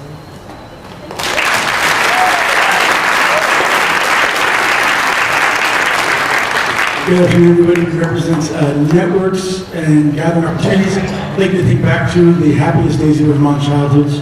The Tunbridge Fair, the Bonneville Fair, the Orleans County Fair, maybe it was a tractor pull, maybe it was the Scrambler, the Ferris wheel. So imagine returning to those halcyon young days with the Vermont Rural Community Capacity Fair. And each one of us with a balloon. Is it for housing? Is it for infrastructure? Is it for workforce? A technical assistance fair that brings municipalities together to learn all the things they need to know about. And in so doing, form connections with other municipalities that are sharing the same concerns, whether it's to share knowledge, to share morale, to share learnings, all with the technical assistance provided, a la the Small Business Technical Assistance Exchange run by the RDCs of Vermont so many years ago. This is about $100,000 for 1 year. We'd like to make sure that we are compensating our technical assistance providers, that we're providing for transportation, for lodging, for a 2-day event that will ensure that when people go back home, they go back home with their spirits lifted and their horizons broader. Thank you.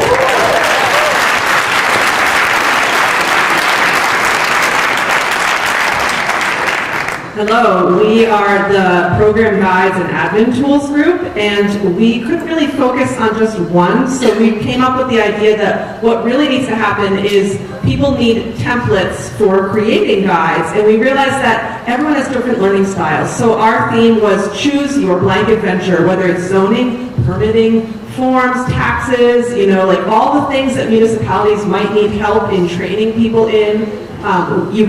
We'll provide templates and best practices and help for municipalities to create videos, one-pagers, visual guides, all kinds of things. We'll focus on AI, just figure it all out. It was a very amorphous discussion, but we had a lot of fun doing it. And our project would cost less than $100,000, so vote for us.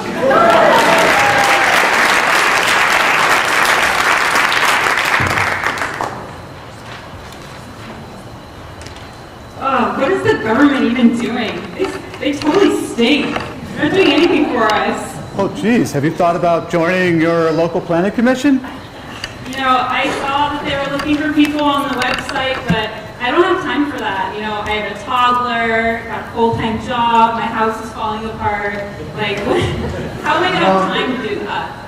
Sounds like you guys need some planning for the people. Plan for the people. So, we're no longer writing plans for legislative deadlines that are set by legislative standards. We're writing plans that are community-driven, for community engagement, that are actually actionable for our communities.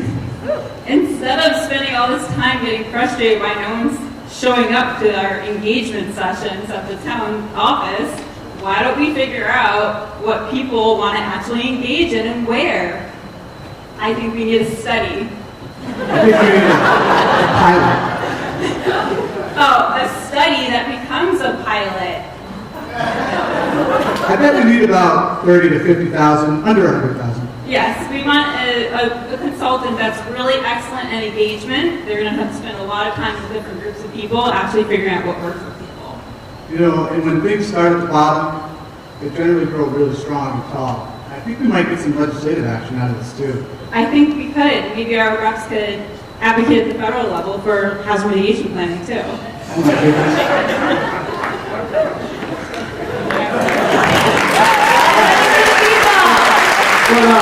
Everybody in here is like a decision maker and part of Vermont, and so you all have to be involved too. So when I say planning, you say for the people. You ready? Planning! For the people! All right, I think you earned your last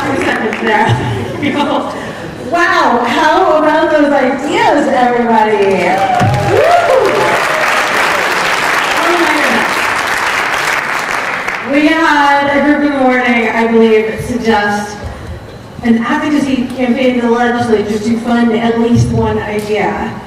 How many of you think we have at least one idea that deserves to be funded? We just heard about it. Yes? Maybe a lot. Legislators, I hope you're listening, paying attention, taking notes. So, where do we actually go from here? What an incredible set of ideas. Our judges are tallying up the final points, because remember, we still have a big prize on the line if you manage to collectively earn 1,250,000 points today. Now do we think we've done it? Yes? Okay. The jury's still out. It's going to take just a minute or two to tally it up. And we want to tell you what happens next while we're waiting. So I'm going to turn it over to Gary Holloway from DHCD. Before Gary takes over, I do have an exciting piece of news for you today. This Reimagining Rural Capacity Challenge was, of course, a pilot episode, but we're already getting amazing feedback in, more viewers than probably any pilot of a reality show ever, I think. Is that right, Marka? Probably? Cool. So, we've already received news that it's been renewed, and we're going to have more episodes coming soon. Gary, do you want to tell us about it? Well, first of all, let's give a big round of applause for our game show host, Rebecca.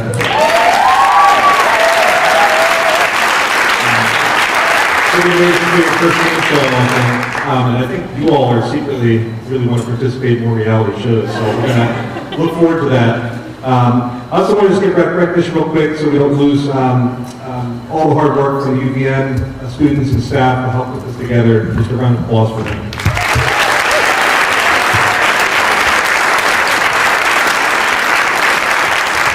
So before we spend the a little over $1 million here in a minute, I just want to talk a little bit about what's next. We're nearing the end of episode 1. Episode 2, we'll be putting all these ideas that came today from the focus groups, from all the meetings that have happened over the last several months are being put together to a comprehensive research report. And that will help inform the legislative report, which will be a shorter, condensed report with recommendations. And then this is really where you all come into play in the episode 3, is really getting behind the legislation and everyone participating in the legislative process to help ensure that these recommendations get heard locally, regionally, statewide, so that we can implement them. And then, without legislative authority, there's many things that we can do here today. We've heard so many great ideas. I think the homework that we have is to take one of those ideas that we, as an individual, can move forward. Maybe an idea that we can take and bring to our organization or business to help encourage who we're working with to make a change. And then I think collaboration and partnerships is what we heard a lot about today. So how can we best partner and collaborate together to help make these changes happen? Because it's not, what we're not going to do is take a report and hand it to somebody and expect somebody else to do it. It's really the power of the people in this room right here that are going to make the change. So let's take this momentum from this episode 1 episode 2 and episode 3, and we'll invite Rebecca back again to help facilitate maybe a year from now, our accomplishments. So anyway, without further ado, I think it's time to hand out some money and vote on our favorite ideas. And that makes it official. We've heard from the judges. You all did it. You earned 1,251,000 points. Congratulations! We've done it. We all were here today, and we have folks handing you each your 5,000 Vertibucks right now, so don't go anywhere. In just a moment, when we officially adjourn, you all get the chance to spend those Vertibucks. I suppose you could keep them and take them home with you if you really just want a souvenir, but they do not have actual cash value in the real world. They do, however, have great value here. You could spend all 5 on your favorite idea that you just heard. You can spread them around. It is up to you. The way you vote is by browsing these tables, going to the idea or ideas you loved, and depositing your Vertibucks in that marker can that is sitting in the middle of the table. Those are our collection devices. It is honor system. No going around and rating them or stuffing the ballots. We trust you all. But we really want to hear what you picked. We cannot promise that the top vote getters are going to be implemented. We can't even promise necessarily that they make it into the top recommendations in the report. We will have the steering committee and team doing the final pass. But we really do care what you think, and I think you've got a tremendous number of amazing ideas here to choose from today. Michael, do you have any closing comments? Where's Michael? I think it's all been said. I'm just really grateful to have heard everyone's voices in doing the research and really understand those stories, and the deep experience that you all have is really important, and it's contributed to this entire day, all the research and the knowledge that we've built, and so I'm grateful for that. Thank you all. All right. With that, we have reached the end of the Reimagining Road Capacity Challenge. We thank you all so much for playing, for spending the day with us here at Maple Hollow. I think the road crew may be done, and you may be actually able to get out in time, but we'll see. If not, find your way out somehow. We're so grateful to Maple Hollow for hosting us today, and Vermont State University as well. And I think we came up with more than enough good ideas to get Maple Hollow on its way. With that, we will sign off. Grab a cookie, grab a drink, stay, network, read ideas, browse, and don't forget to spend your bird of us. Good night, safe travels, good luck, and no